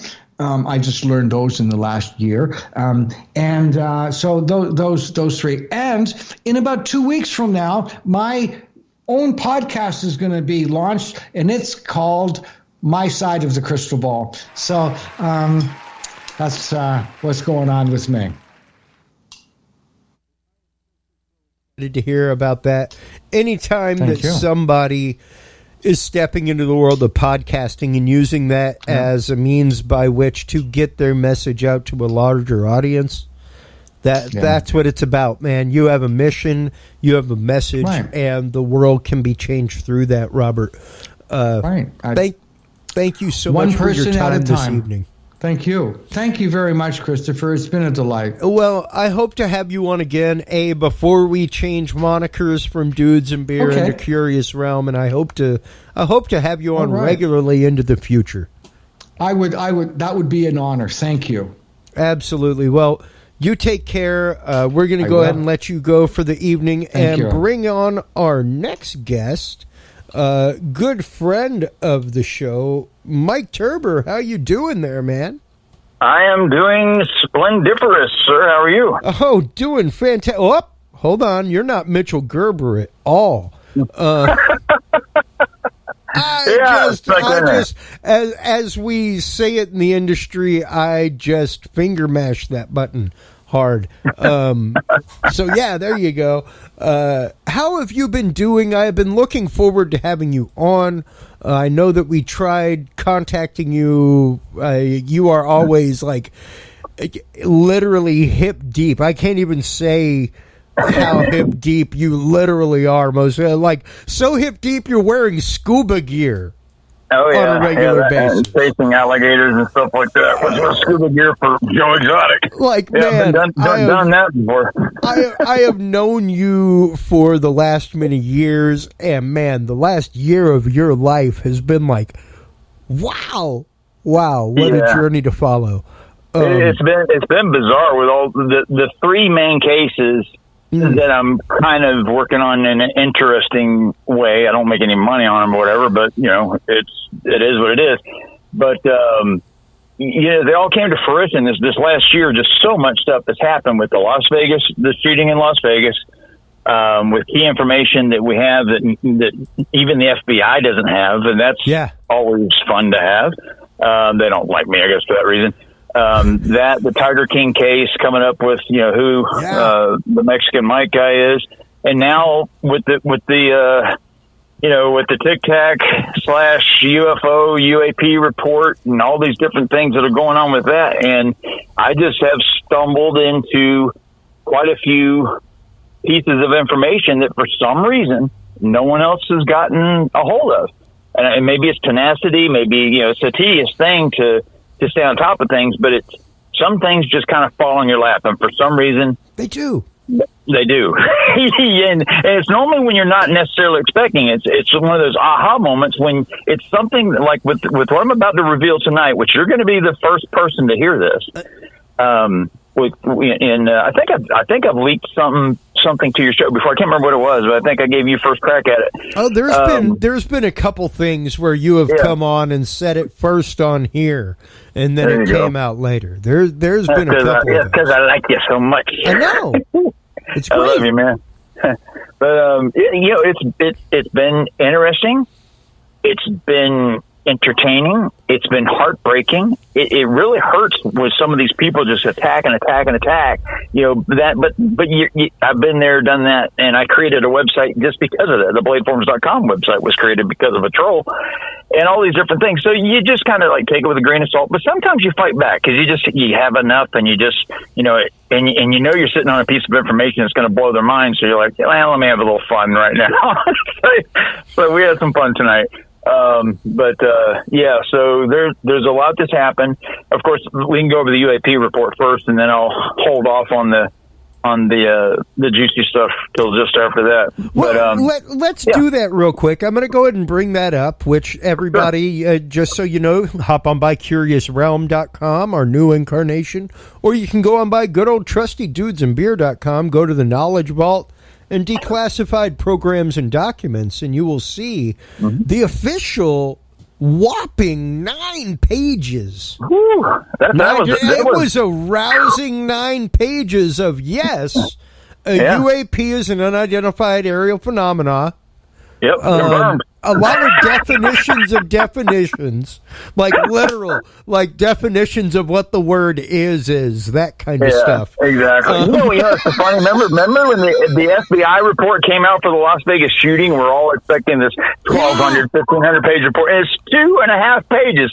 The same thing happened with this. I mean, you're kind of expecting maybe a list of the 144 events that they're going to talk about. That would probably be a few pages there. And they don't have to tell us all the classified stuff, but just at least tell us which case they're talking about and that they looked at this case and they came up with whatever answer. Or they can't tell us the answer because it's classified. At least acknowledge what the cases were. Because we don't even know which one. I mean, I kind of do, but we don't know which. There are a few that they allude to in the document where they've got the it's one obvious. that deploy the balloon. Yeah, and it's obvious the ones that they're talking about. The Batman balloon is one of them. I love that. That's one of my favorites right there. Yeah. That case there, because when I sat down and I said, because they knew it was a Batman balloon 2 years ago. This isn't like anything new. I mean, this is 2 years ago that we knew it was a Batman balloon. And so everybody's like going, Mick West this and Mick West that. And the other guy, I can't remember the other guy's name, that they both figured it out at the same time. I didn't figure out the Batman balloon. I'm the one that figured out the other one was a shark, and I'm sitting there going, okay, you got a Batman balloon. The second one is a shark, like an inflatable shark, little remote control balloon that you fly around. And the third one is still, maybe bulky or whatever it is. But when you're sitting there looking at it, it's like, wow, I'm thinking someone had a party. They had some helium balloons or whatever, and somehow some wind came in and just took them away, and these guys are snapping photos with it in the back of the F-18 as they're flying around thinking this thing's doing all kinds of stuff. And it's hard to argue the Batman balloon, because if anyone looks at it, it's really hard to argue it as being anything else, but people find ways to do it. And the thing is this, every time I come out and I say what something is or say what I think something is, it's like, I'm taking away something from someone, or I'm a denier, or I'm a this, or I'm a that.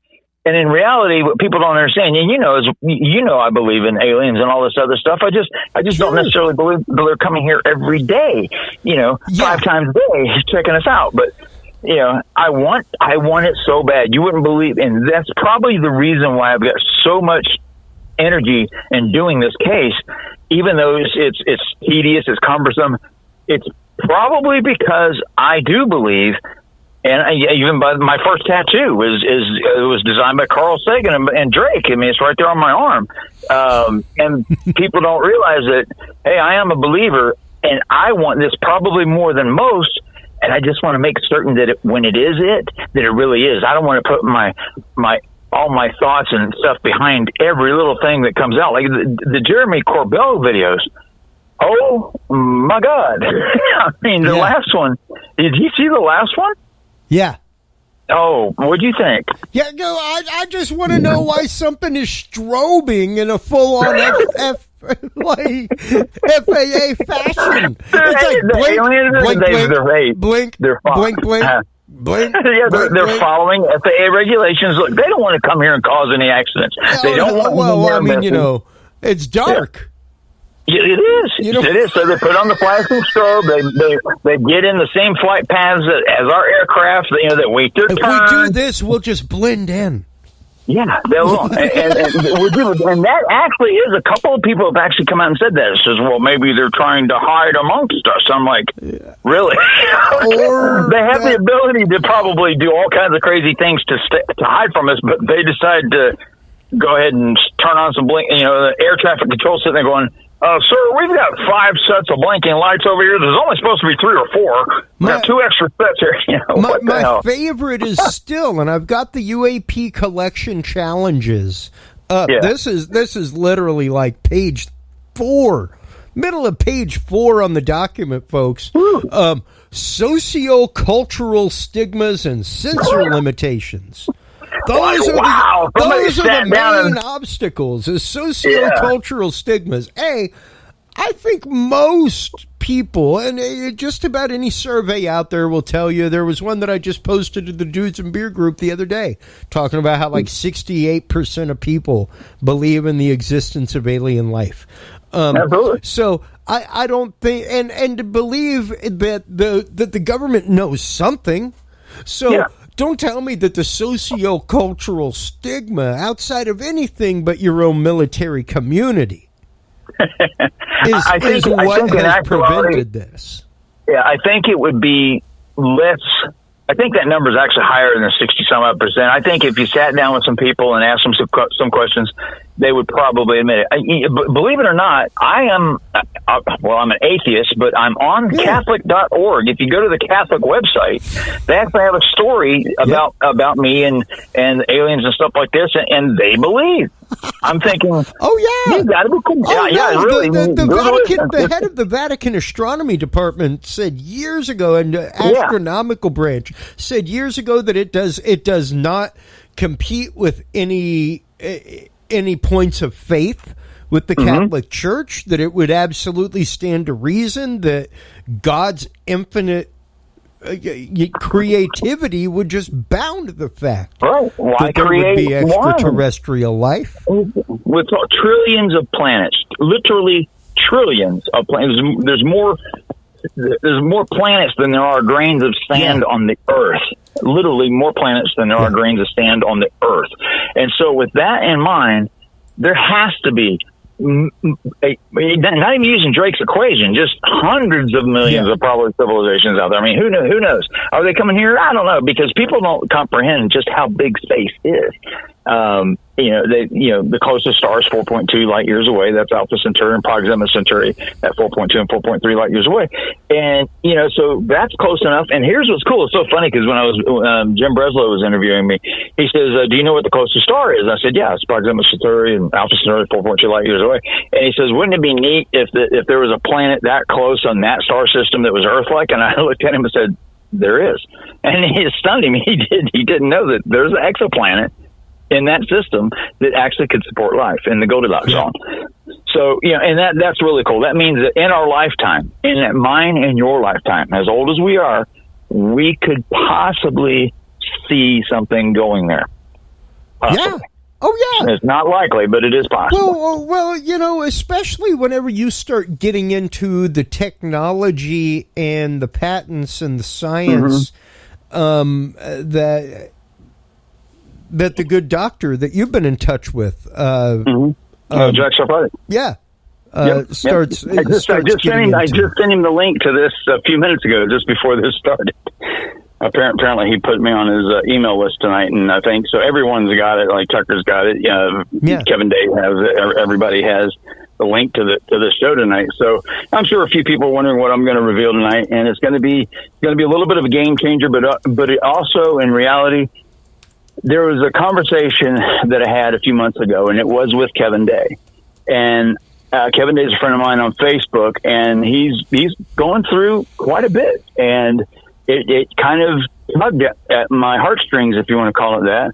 And I just feel like of that group of guys, he's probably the one that really needs some answers the most. I just feel it, and so it made me push a little harder towards this direction to find out what some of these things that he saw on his radar screen, what they actually were. And it's hard to sit down and say 100% it's this, 100% it's that. I mean, you can take wild guesses and educated guesses, but there's a certain point where, okay, I got it now. And that was that. I contacted him today. I told him what it was, and I was starting to say, I said, would you like to know what those radar blips were on your screen? And he says, yeah, as long as it's prosaic, because he didn't want anyone to say anything any different anymore. I guess too many people's trying to tell him it's like ultra dimensional and all kinds of weird things that it's just mind boggling to him. And he's very sensitive right now, probably to that. And I told him, no, it's very prosaic, but we'll hold that off a little bit. Let's get more into the UAP report here. What else you got on there that you want to know? Yeah, for me, the UAP report has, like we said before it ever even came out, it is probably one of the biggest points of soft disclosure that you can really point out there. And the fact that even beforehand, the term UFO denier had started being used publicly and by mainstream media, that kind of stuff. But that term is self-contradictory. The term UFO denier. Somebody called me that before. He said, "How can you be a UFO denier? How can you deny something that's identified?" I'm not a UFO denier. I'm just skeptical as to what we're seeing is from outside of our solar system. True. Or from outside of our Earth. Period. I'm more skeptical on who's telling. Not that it isn't descended from technology from outside of our Earth. What have you? And that's what I've held on this conversation with you the whole time, Mike. Is since day one. That's what we're going to have to say. Right. Is that, yes, these things do exist, and yes, we have found them, and yes, we have reverse engineered some technology. And I would never deny that at all. And the only thing I do, and this is where I think people have a hard time. It's probably because of the way I say things. I say things and it comes out however it comes out. And you know me, I just blurt things out, and then I look at it later and go, shit, that didn't sound right. But in reality, the thing is that I look at a case like, let's say the Tic Tac. Okay, and everyone's like, well, you can't just wipe away all the other testimony. Yes, I can, because if someone hired me and said, Turber, we're going to give you this file and we want you to tell us what this is, and they hand me a video, I'm not going to have all the witness testimony. I'm not going to have anything else. They're just going to ask me just the video. We just want you to look only at the video and tell us what the video tells you. And does this video show rapid acceleration at the end? And it doesn't. And then you go in and then you say, well, you can't discount the people's testimony. Yes, you can, if your only testimony is going to be about that specific piece of evidence, and that's it. I can't get into the minds of these other people, and I can't go back and re-interview all these people back in time, back during when all this happened. But what I can do is look at their statements over time and then go from there. And that's kind of what you have to do. That's the hard part about this, is whenever you're talking about people, everything gets so personal. Everybody's like, well, blah, blah, blah. Well, he's a trained observer. He's a fighter pilot. He's a this, he's a that. Or what? I'm a trained observer too. I mean, are you saying that, it's not that one may be more respected than the other. If you looked at a firefighter and you looked at a policeman and you said, which one's more respected today, it would probably be the firefighter. Most people say, well, the firefighter's more respected. But if you go back in time, it would be the policeman. Remember back in the 50s, policemen were everything, and they're trained observers and all this other stuff. So you fast forward, and today, the fighter pilot is technically not a trained observer. A trained observer, just so everybody knows, is a clinician. A trained observer is a nurse. People don't realize that.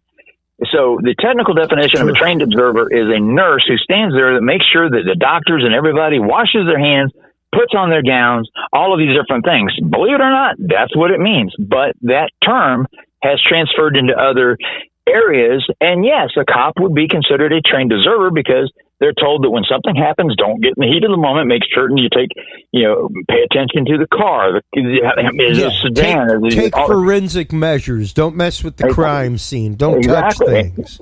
And they'll show him a basketball game and see if he sees a dancing bear in the basketball game. So, you've seen that test before, right? Oh, yeah. Oh, God, yeah. That thing's hilarious. And the first time I saw it, I'm sitting there watching it, and I'm thinking, why in the hell is there a bear in the middle of the basketball court? Yeah. And so they come back on, they say, okay, so, and it asks you, I think when it starts, it says there's a white team versus blue team or whatever, and how many baskets did the white team make or whatever. Yeah. And I literally said at the end, I said, who gives a crap? What's the bear doing in the middle of the basketball court? They're like, you saw the bear, damn it. Yeah. And that's because whenever I look at something, I don't look at what the main thing. I know if they're playing basketball, they're going to be shooting hoops. But I know if somebody's telling me to watch something, I'm not watching it to watch basketball. I'm watching it to see the peripheral of what's going on. Yeah. And that's what, when I train a security detail or whatever, if I train, security at a building, I always tell people, don't pay attention to the person that came in the door who's talking loud and is at the front counter. Watch what else is going on, because while that person's doing that, some other crazy crap's probably going on in the background. Yeah. So And that's what we get today, and that's what happens. We're looking at this, and a lot of people are saying a lot of things. And are they paid disinformation, or is this a psyops? Is the government just sitting back? I think the government is actually sitting there, and they're going, you know what? We could put this out and not even lie, and just say, "Yep." Just give a little bit of fuel here and watch what happens. And it seems like they allowed the fuel to burn to say that when they said that these are official videos, people take that, and you saw what they did. You know, when they said that these are official videos, next thing you know, DOD are real. What? Yeah. Well, and, that was one of the things that we talked about so long ago with you, Mike Turber, was the Narado run. Yep. And the whole idea that you realize that with this beautiful platform called Facebook that, the CIA literally helped fund in their initial rounds. Like, we never did find that dude that started the uprising in Egypt that led to the end of Hosni Mubarak and his regime. We never did find that ghostly dude on Facebook that started the group that said, hey, let's just go occupy the downtown square and tell Hosni to screw it. Mr. Mubarak is... We never did find that dude, and that was like 6-7 months after Facebook came out and became like a thing like it is today, where it was almost ubiquitous and everybody was using it, where it was like, hey, they literally just took down a government. Well, remember, they were going to do the Naratu run. They were going to do that at Area 51. But that's just it. If you remember what we talked about, it was the fact of what if they were using this to literally be able to just gather the data, because shortly beforehand the FBI put out the memorandum saying that anybody with these kind of beliefs, anybody with any conspiratorial beliefs, UFOs, things like that, you are verboten by the federal government. Yeah, you are on a list. You are on a list. And it was like, what an easier way to get them all in one location and just that would have been a dream for them. A dream at dreamland. Yeah, like literally that's the government's dreamland.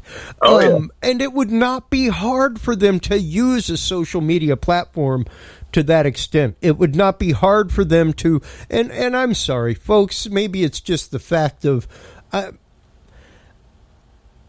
I give a lot of credence to whistleblowers. Mm-hmm. That is not what Lou Elizondo is. No. Not at all. Nope. Never did he come out claiming to blow a whistle. Nothing like that. And remember that, folks, because if he did, he would have come out like Edward Snowden. Yep. It would have been an Edward Snowden type of... He would have had a Ben Greenwald behind him. Well, think about this. Think about this. Let's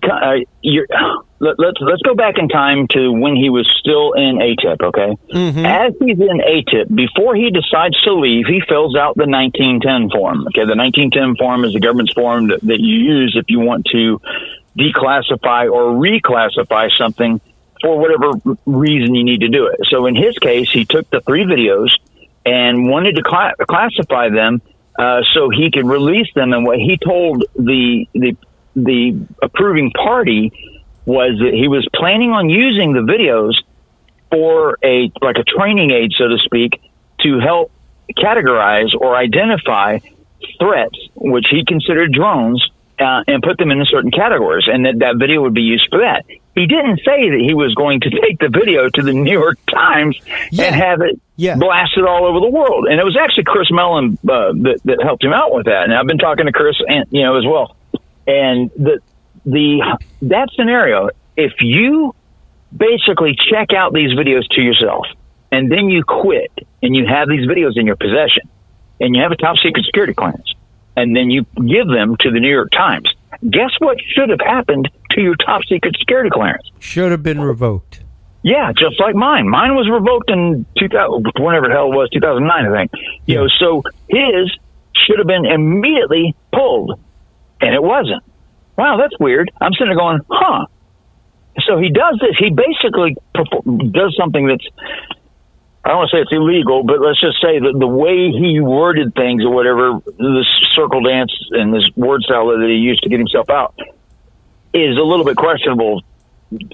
Anyone that would read this that's in the military that knows this form knows what he did was wrong because he said what he was going to do and he didn't do that. And may I just say, I have the actual form 1019 up on screen right now under clause 7, the final sentence before it goes to subsection A. Contractors may not sign this form. Yep. So if he was a contractor at the time for ATIP, what have you, doesn't matter what the hell his clearance is, he couldn't sign the form that would allow that footage to get out. He wouldn't even been even legally allowed to sign it. That's right. But look at I can't remember the block number. I think it's block number 7 or 10. One of those blocks isn't signed at all. Yeah. There's no signature in it at all, which basically means that form is essentially invalid. Yeah. I can't remember the block. Well, and just to look at it again, it's just one of those facts of if he couldn't sign it as a contractor, that means he was acting in a capacity higher than contractor in the ATIP program, which means he was acting on the behest of an actual agency. He was acting on the behest of some alphabet agency somewhere. Yep. Be it the U.S. Navy, be it the USMC, be it the FBI, CIA, NSA, FDA.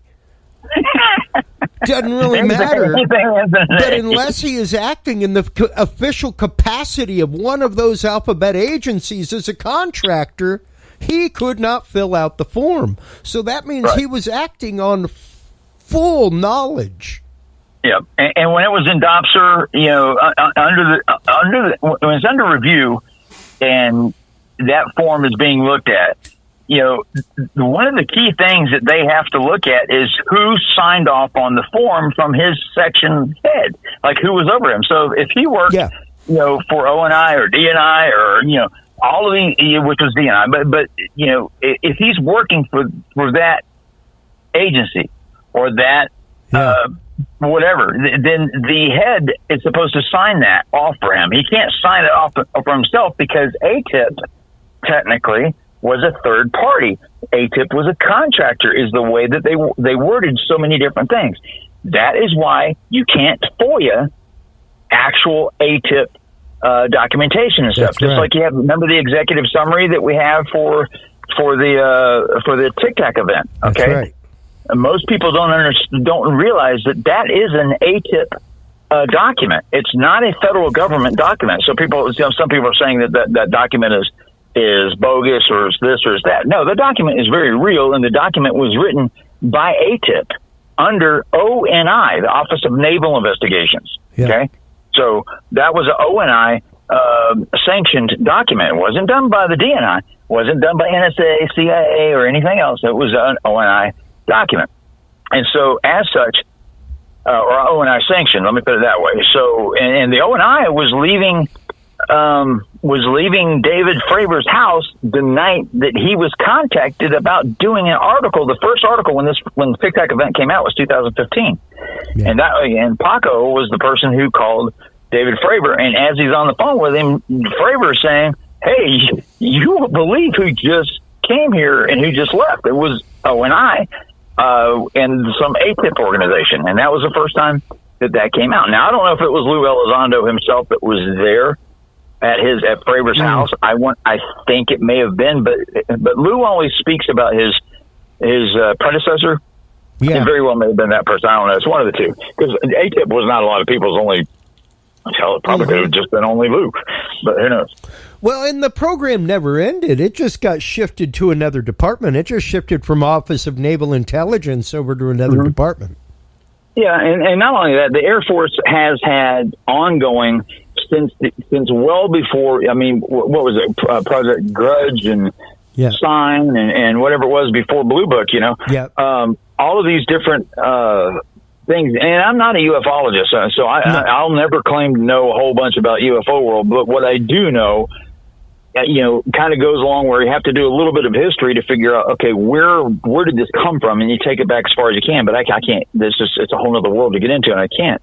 But in reality, there's so much that has occurred since this first started that the Air Force never stopped their cataloging of these events. Yeah. Up to and including what a lot of people don't realize either is if you are a commercial pilot and you want to report a UFO, as you're flying along, you see something, wow. Pilot says, holy crap, do you see that? Yeah, I saw that. Okay, well, we need to report this. Yes, you do. Who will we report to? Guess where the report goes? U.S. Air Force. No. It goes to Mr. Bigelow. Oh, yeah. Well, I mean, the good old Robert Bigelow is always great. I mean, Bigelow Aerospace is. They're one of the biggest contractors out there in the world of paranormal. Period. Exactly, and they're heavily into Skinwalker and all this other stuff. And if you take it, if listeners, if you don't believe me, look it up. Go to the FAA website and look up how to report a UAP, and then call that phone number. It will answer Bigelow Aerospace, and that's exactly what you get. Wow. And it kind of boggles the mind a little. Now, when you start piecing all this together, that right there would be a conspiracy all on its own. Because it should be a function of the federal government. That's one of those functions that either the federal government thought so nothing of it that said, yeah, let's just give it a Bigelow because we don't want to deal with this crap. That kind of thought, or something else, maybe, I don't know. I don't want to put any suggestions out there. It is what it is, and until I have reason to believe otherwise, I'll have to believe. It's interesting because one of the latest claims to come out from the witnesses, the pilots up there in the air, was that weapon systems were disabled. Yeah, and that's a contradictory statement. And here's the problem with that. You got Chad Underwood, who clearly stated that there was no jamming cues at all in his original statement. Now he's saying different. You also have, well, you've got some people on Twitter. I can tell you this right now. This is a huge ongoing argument that we've been arguing about for 2 weeks now. Now, Alex Dietrich was the wingman for Fravor, and God, thank God she's on there because she is a breath of fresh air, and she's kind of clearing some things up. She's helping us piece this together. Now, one of the big areas of contention, probably the biggest argument that was going on, was that she was saying that the event lasted all of 8 to 10 seconds. Fravor says the event lasted 5 minutes. Now, there's a joke there. If you want to say that, naturally a woman's going to think it lasted 8 to 10 seconds, and the guy's going to say it lasted 5 minutes. Oh, come on.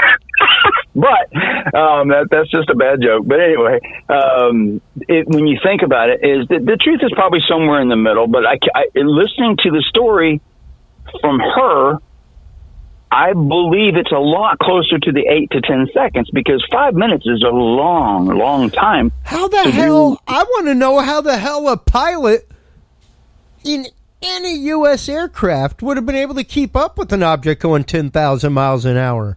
Well, it wasn't doing that at the time that he was engaging it. He actually on the radio he says I'm engaged. The visual, the way it happened was they were vectored to that area by the Princeton. The Princeton took over the flight. The flight was originally controlled by the 03. So that flight was given to the Princeton because the Princeton had it on their radar. The Princeton was using phased array radar, the new Spy 1B upgrade radar, and all of a sudden they could see these objects where the planes flying around could not see it. Even the pilot, as he was coming up on, or the pilots, as they were coming up on the location, they didn't have a radar contact. So all of their contact was coming through the Link 16 system, which is kind of the system where all the radars talk together so that everyone gets a clear picture of everything. And they came up on the object. They revectored to it. And during the vectoring, they were asked, Fravor, what is your loadout? And Fravor's like, what? What is your loadout? Basically, they're asking him, what weapons do you have? And I have an answer for that. I think that might be the right answer. One of them was previously, I thought that this was actual U.S. technology, and that was based on the evidence that I had up to the time. And now it's a little different. But when they were asking that, they know he's in a training ADEX situation. So he's in a training situation. He doesn't have any live weapons, but maybe the person that's the radar controller didn't know for real, and maybe someone had some live ordnance or something. But anyway, so they asked him that, and he says no, and they say, okay, well, continue on. I'm like, wait a second, you just asked me if I have weapons, and you're vectoring towards some object, and I tell you no when you say, well, continue on. Yeah. What the hell? Well, and that's just it. Number one, that was something that we've called into question the whole time. Even if you are out on standard maneuvers, if you're out on standard maneuvers, you would be armed because you're out on maneuver. Right. And in addition to that, nobody was scrambled to escort them. They were just told to observe. Yeah, and they could have. If they would have thought this was a legitimate thing, and I do have the answer to this based on some more information that I have now. Because now I feel a little bit better about it.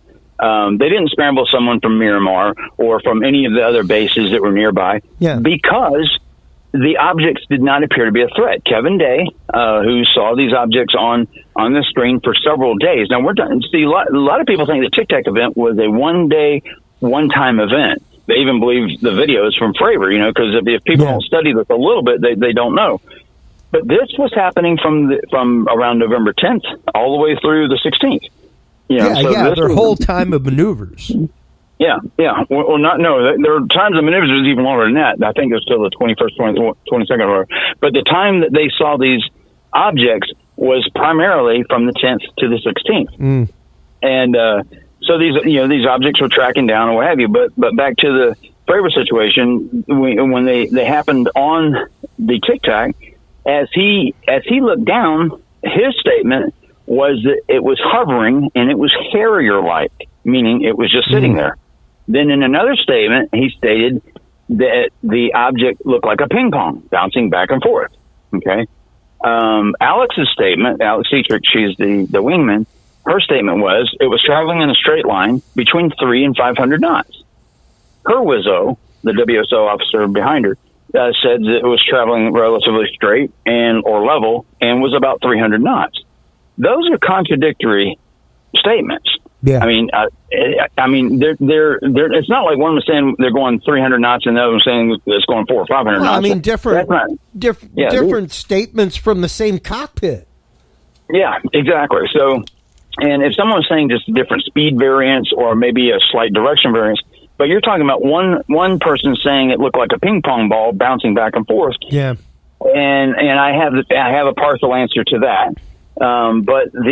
And then another one saying that it was traveling a straight line across. So there's some questions about who saw what when and what was the object doing at the time that they saw it, or was there possibly more than one object, which is very possible, where one saw one going in a straight line and was fixated on that, while the other one was seeing the one doing the ping pong ball dance and was fixated on that. They may have been looking at two different objects, and one was fixated on one and one was fixated on another. Sure. That's another possibility, but it's not as accepted because no one's really brought that to the surface yet. But, so you have him. Here's what I surmise happened. They saw an object that was possibly underwater. They saw the water was frothing up and stuff like that, about the size of a 737, something under the water, and even the shape of possibly a plane. So they thought a plane may have crashed and had just sunk underneath the water, or possibly a submarine was going down. So as you look at that, and the object above the water, the Tic Tac, was sitting there bouncing back and forth. Visualize this. You have a submarine that's launching a balloon. They launch a balloon through a canister. The canister goes to the surface, opens up, and then the balloon comes out, and the balloon starts to inflate. As it inflates, it goes up to about 50 feet or so. They turn on the instrumentation that's still tethered to the submarine, and then they release it. As that balloon is tethered to the submarine. It's kind of bouncing around a little bit. Fravor said one thing that was a key piece of evidence. He said that the object was in a north-south direction. It would ping-pong around, but it always maintained that north-south direction. Well, the wind was coming from the north that day. And so a balloon tethered in the wind is going to look like a windsock, so to speak, and it's going to take that direction. So that kind of makes sense. Okay.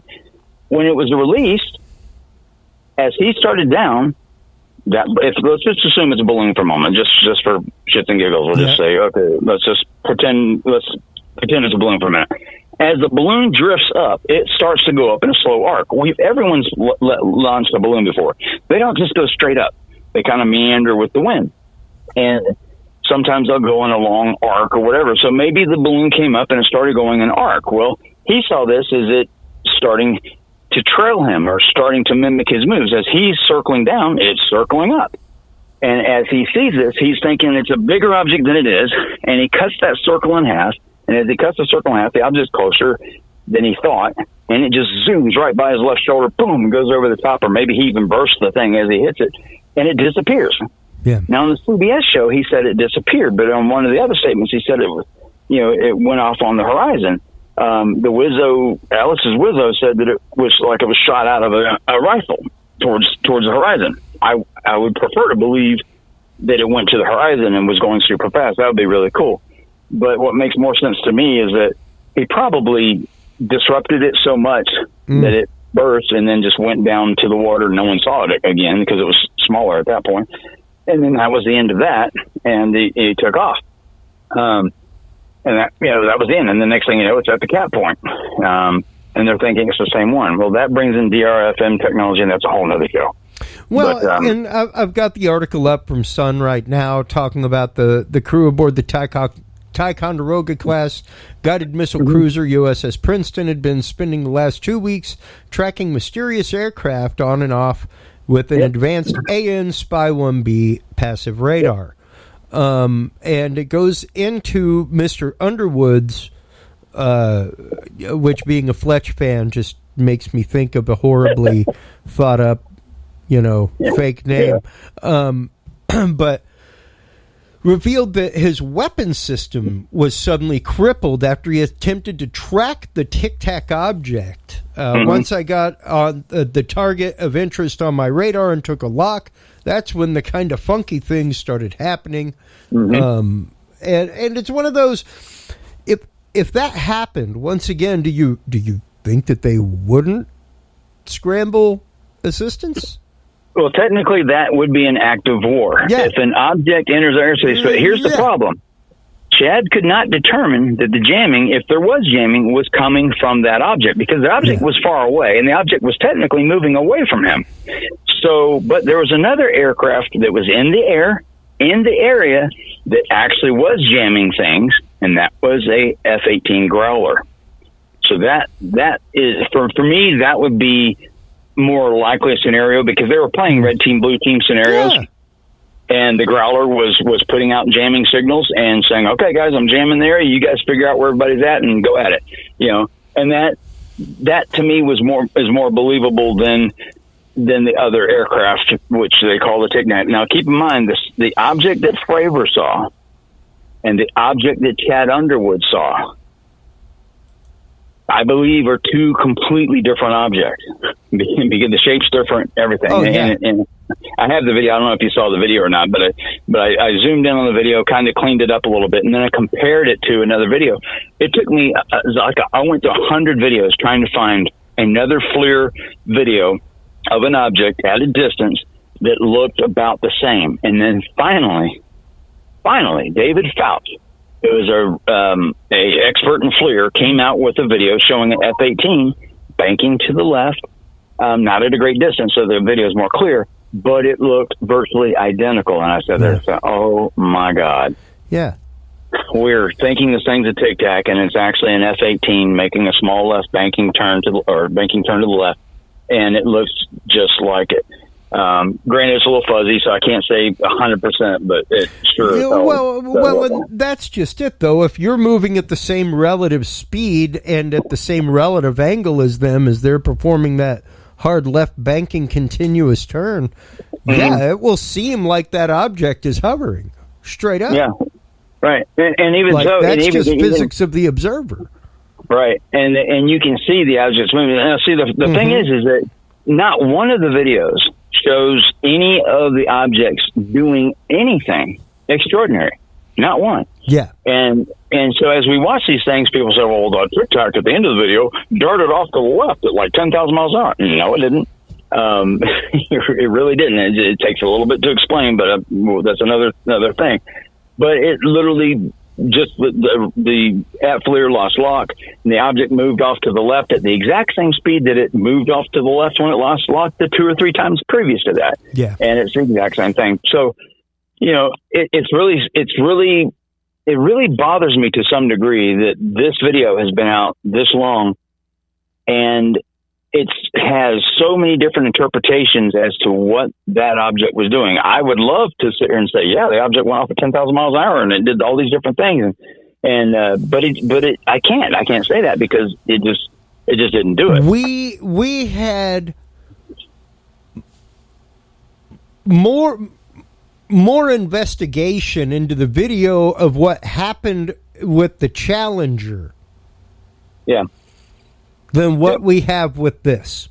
And technically, this would be considered, sadly enough, a more important story. Now, granted, like I've said in every single episode covering this, I am not saying that this report put out by the United States government is not huge. It's huge. Yeah. It's amazing news for them even to admit the fact that they have had programs fully researching into this. And for them to say, hey, contractors, we're going to hold you accountable. We want to know what you know, at least to a couple of them. Yeah, absolutely. Are they going to get things from crazy black projects, other deep research programs? Hell no. They aren't getting here's something that's truly... Even the people sitting on those panels are not on a need-to-know basis. Right, exactly. And you don't even have to have a top secret security clearance. All you have to do is sit there and somebody say something, and you're on with NTK. So you're sitting there going, I'm listening to some very highly classified material here. Oh, okay, well, you're on a need-to-know basis. Get your butt in here and listen. Bypassing the entire security clearance protocol. I mean, that does happen. I know for a fact it does because it happened to me. Yeah. So, these things do occur. But the thing about the report, look at it this way. There's 144 reports. Yeah. I don't want to take away from the UAP task force or say that they're inept or they're incompetent or whatever. No, absolutely not. But out of 144, they were able to figure out one. That is concerning for me, but I don't know all 140. I know what some of them are. I did see a screenshot or two, but of the ones that I know that they looked at that have already, I don't want to use the word debunked, but have been solved, I'm curious as to why they couldn't figure those out based on the fact that pretty plausible explanations for these events have occurred. And you can pretty much either accept them or peer review it and check it yourself and say, well, you know what, he's right. And Mick West would be the one that would be probably the tops on all the debunkers in that category, as he's done a lot of work. I've peer reviewed him several times, and I can't argue with some of the things he comes up with. There's some things that's a little stretched, but for the most part, I can't argue with it. And he's not a scientist. He's not a mathematician. He's not a physicist. He's not a this or that. Neither am I. And when you have people like Eric Davis who argued with me and said that your math is wrong, but he couldn't show me where the math was wrong. Tim McMillan did the same thing, and Tim McMillan ran off and said, I'm going to get that $10,000 from Turber. Yay! And he goes running off, and it hasn't been seen or heard from since. You still got a stack of cash. Oh, boy. Yeah, it's clear if anyone can do it. Well, with that in mind, as we get ready to let you go here, Mike, it's... I got to give you the leak. I got to leak the stuff to you. Well, leak it. Here we go. Okay. The big mystery of the objects that that Kevin Day was tracking. If you remember correctly, he said that they were dropping in from either space or from very high up, because their radar surface is like maybe 60,000 feet, maybe 80,000 feet is as high as that phased array radar is going to track. Anything beyond that, you're getting into ballistic missile territory. Yeah. So the ballistic missile guys actually did track these things coming down from a very high altitude. Okay, well, that's great. And as soon as they came in, they would drop to about 28,000 feet, and they started moving across the screen at 120 knots. Well, one of the key pieces of information that I didn't have until today was I never asked Kevin, how far apart were these objects? The reason why I asked him that today was because the information that I got was this. At the same time that they were having these sightings of these objects that were coming in, from November 10th to November 16th, the Air Force was preparing to launch the X-43 hypervelocity missile. Okay, so this hyper missile was going to go Mach 9.6 and was released on November 16th. The week preceding the X-43 launch, they launched a ridiculous amount of weather balloons, somewhere in the neighborhood of 80 to 100 and some odd weather balloons, which happens to match almost exactly how many tracks that he said he had. So these balloons, which everybody hates, oh, God, it's another balloon. These skeptics can't get away from balloons. Yeah, well, unfortunately, we launch a lot of balloons. There's 2 balloons per location launched per day, and there's 900 locations that launches weather balloons every day at 12 noon and 12 midnight London time. So take those balloons into consideration, and then add in the fact that they were launching 4 to 10 balloons per day so that they could track that weather and the wind speeds at various altitudes over the location. Here's where the balloons came from. This is what I got today. The balloons were launched from Point Magoo, also from San Nicolas Island, and also Vandenberg. So you had 3 locations that these balloons were launched. Some were launched 4 and 6 at a time. The locations, once the balloons were launched, these balloons would kind of follow into the air patterns that were over that area, and they were tracking south at, guess what, 100 knots. Exactly the same speed and altitudes that were mentioned by Kevin Day. These balloons have about a 2-hour life, and if you look at how far they went, and if you measure it out on a map, you'll see the balloons go up. They get up to about 100,000 feet or so, whatever. They have that pattern, because the X-43 was launched at 24,000 feet and had a trajectory that would take it up to 95,000 feet. It was launched. It came over from Edwards, went off to the training area range, which is just north of San Nicolas Island.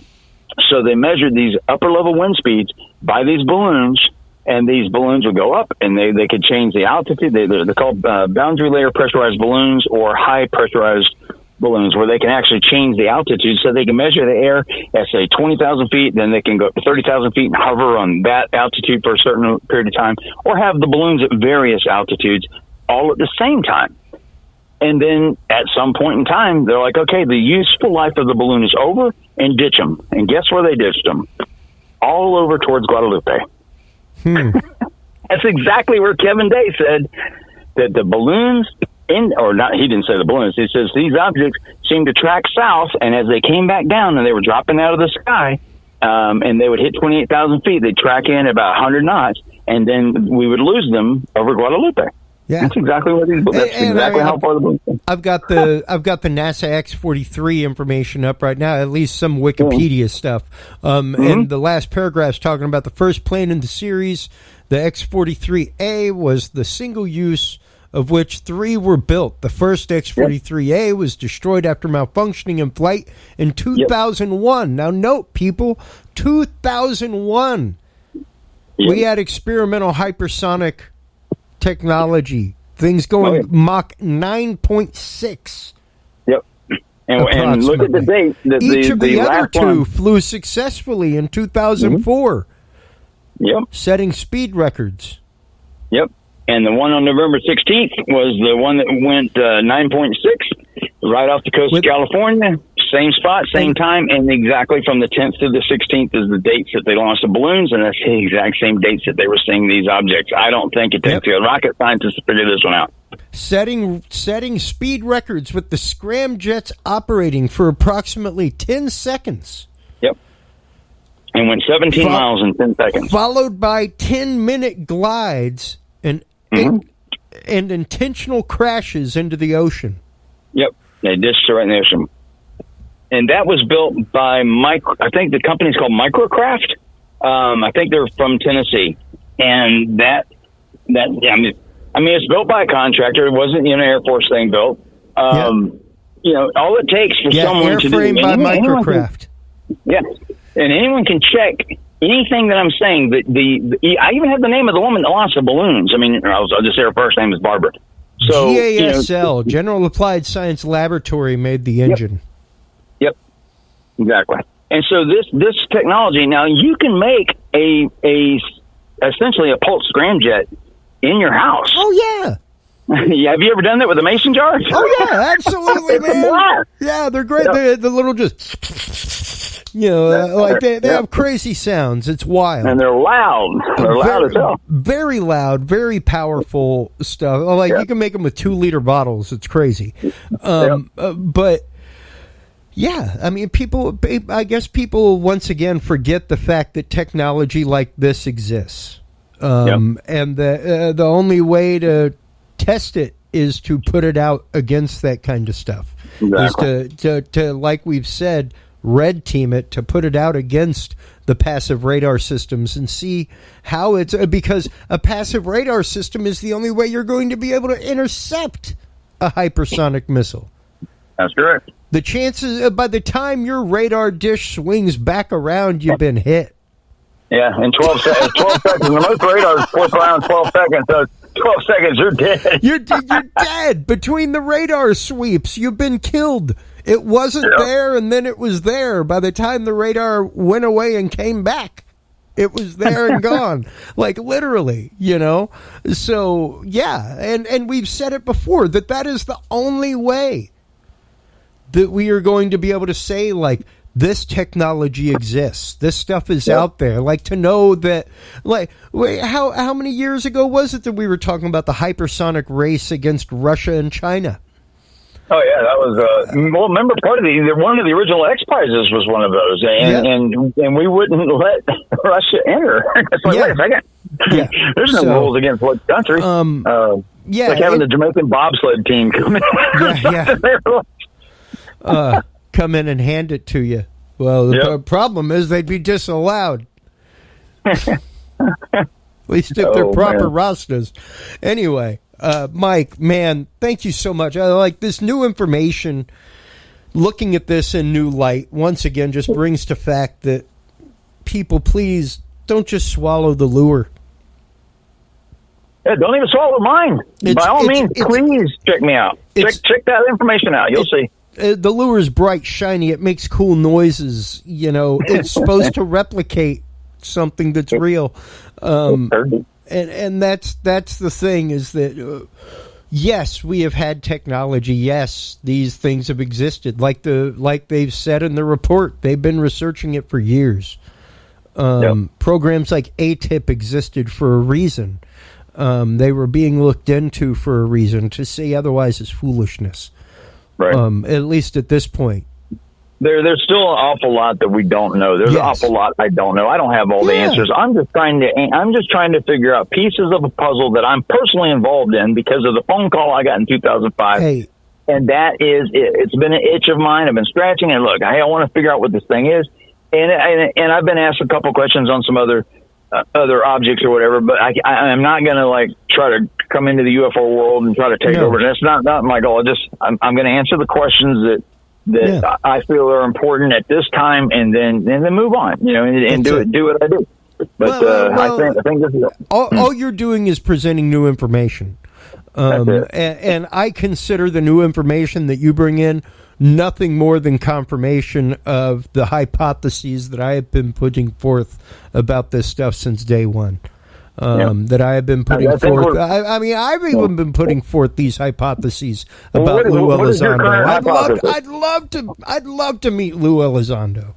Oh, but I'd have some questions. You know who you need on your show is Jack Sarfati. I would love to have Tic Tac Jack on. If you can get Tic Tac Jack on the show, you need to be on I'll send you a bottle of Red Label by like Faber or something, bro. Because he'll tell you how this stuff works, and he'll tell you how this stuff works in a way that we could do it, possibly even now, if we have the engineering skills to do it, to pull off the metamaterial. His appearance on Deep Space on Gaia, incredible. Yeah. Really, really lays it out. And lays out the technology that we've talked about for a long time, where it's basically pulling and pushing at the same time, like pushing your way through time. Very, very interesting, very, very absolutely doable through proper forces of electromagnetics. So, I'd love to have him on if you can get that going. I'll send him the note, and because I'll probably not talk to him, but I'll send him an email after this, because he's already brought up the Kevin Day thing. We're on an email list of a bunch of people, and so I'll try to get you on that list, because there's a lot of interesting conversation that you'd probably like. I'll bet. And my thing is, there's only when somebody gets hit with a hypersonic missile, then people will remember, like, oh yeah, that shit exists. But the problem is, they're even going to have to explain where the technology for hypersonic missiles came from, and how the hell they've been working on that technology and that kind of propulsion for the last 20 years, unbeknownst to anybody publicly. Wait until you see the sled I'm going to upload tonight. There's at Holloman Air Force Base. They had a sled that went hypersonic on the ground. Wow! I think it was 6,005. It was either 8,599 or 6,599 miles an hour. Well, on the I wouldn't ground. doubt it. I mean, all you go to somewhere like JPL, everything else. That's where all the testing goes on rail systems, things like that, where they've got like quarter-mile tracks of rails set up, and they just fire off a rocket and clock it. You know. I'm going to upload that video here in just a second. It's pretty interesting. I mean, it literally, the camera's right close to the track, and the object goes by. I'm sure it just destroys the camera. No, it didn't, which was kind of cool. I wish they would have filmed it with a very high-speed camera. It seems like they filmed it with a normal-speed camera, but so I had to slow it down myself, down to where you could even tell what happened. I mean, it's like, pew! You're like, what the hell just happened? They slowed it down to maybe, I think, tenth of speed or whatever. I slowed it down even further than that, but so you can at least tell what's going on. But that was pretty interesting. So I'm going to put that up here in a bit. Yeah, and that's just it. Like I've said, everything that we've seen, it is full soft disclosure, full on. And when I say soft disclosure, it's disclosure for a purpose, disclosure for a reason. It's the only way. Whenever you see reports from Vice.com and things like that. I mean, hell, they just released that one of the big super colliders has a magnet powerful enough to lift a super carrier. Yep, that's crazy. That's crazy. And even Florida State University, I used to go down. I'm so just enamored by magnets. I have magnets all the time. I mean, super powerful magnets. And you probably have some the ridiculous neodymiums like an N50 or whatever, and like the size of the palm of your hand. Well, you know as well as I do, if you have two of those anywhere near each other, you're probably going to have a hard time. Dude, it's going to hurt. You saw my little rig that I had with the copper tube and copper wire and all that. I actively magnetized copper. Really? At one point. Wow. The copper became magnetic. It did not stay for long. But isn't that a wild thing? I mean, between the electric forces I was pumping through it and the magnet power that I had around it, that copper became magnetic for like 30 seconds. And it was like, wow. Wow, how'd that happen? I just did that in my home studio. I did that. Yeah. Isn't that funny? You and I it was funny when you sent me pictures one time of something you were working on. I was like, wait a second. And then even today. When I was working on that, remember when you came here and I showed you my clock that looked like it was the Predator's timekeeper because it had just been destroyed by the RF field? Yeah. Yep. My wife was like, you can't do those experiments anymore. Your son's on the other side of the wall. You're going to open some portal and he's going to get sucked into it.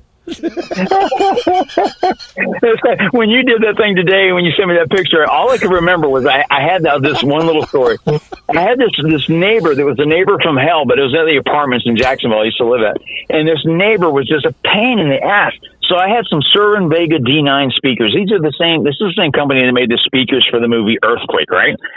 So I take these D9s, Cerwin Vega D9s, and I aim them at the wall. And there was a CD back then called Techmaster PEB, and track 99 was a secret track. And if you put it on that track, it would play at like 8 hertz, 5 hertz, 10 hertz, 12 hertz, below the human hearing range. But if you sit there and have a speaker aiming at you, your insides, your guts are moving around, because of the speaker. And so every day I would go to work and I aim my speakers at the wall at my neighbors, turn that disc on, put it on the volume on about 3 or 5, and then leave. I came home about the third day. The guy was outside the front just puking his guts out. And I said, what's going on? And he says, I don't know, man. I'm sick as a dog, blah, blah, blah. I think it's because they painted the place and they got this lead paint and all this. I'm like, okay. Yeah, that's what it is. He says, man, you need to go because we're moving. I said, really? You're going to move? He says, yeah, I've been for the last 3 days, man. I've been sick as a dog. Yeah, I said, okay, man, sorry to see you go. I'm okay, though. Sure, I'm sorry to hear that. Yeah, he probably listened to this because that son of a bitch. Yeah, and just so you folks know what he's talking about, I've actually got it right here. It's called an audio spotlight, and we talk about it all the time with Dr. John Hall, the technology that they use in museums to be able to send a message in a directed area, like, hey, we want this to be 10 feet wide by 10 feet high, so interesting stuff, like a mini LRAD almost. Wild stuff. So I got one. We're gonna play and see what we can do with it.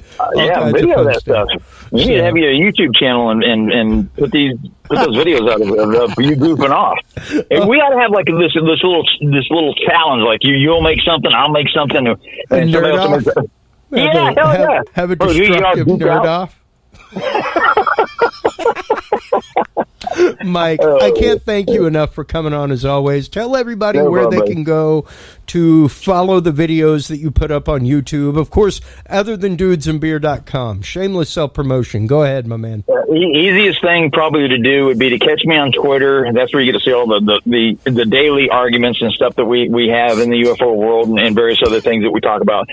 Just search for 5x5 News. Search for that on YouTube.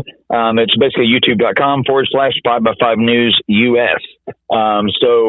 Because I lost the 5x5 News channel a long time ago, so I had to add 2 letters to it. So it's 5x5 News US behind the youtube.com, or just search for 5x5 News. And if you see something about UFOs or Las Vegas or anything weird and strange, that's probably going to be my channel. Absolutely. Well, Mike, once again, thank you as always, my man. Hold the line, and we'll be right with you.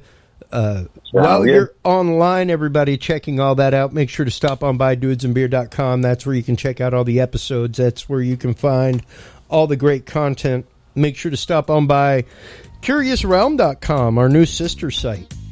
We will be officially switching monikers to Curious Realm coming up in December. So cannot wait for a whole new world of guests and a whole new world of questions in reality. Take care of yourselves. Take care of each other. If you can't be good at it. We'll talk to you soon. Thanks for listening to this episode of the Dudes and Beer Podcast. To listen to our audio streams or chat with us live, download the official Dudes and Beer app for Android and iDevices, available on Google Play and iTunes markets. For more episodes, content, and information, visit us online at dudesandbeer.com. You can also find our episodes on Breach.tv, iHeartRadio, Spreaker, SoundCloud, iTunes, YouTube, Stitcher, or your favorite podcast service.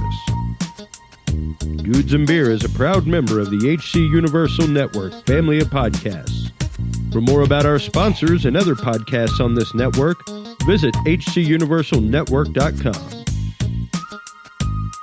Thanks for listening, everybody, and until next time, drink responsibly.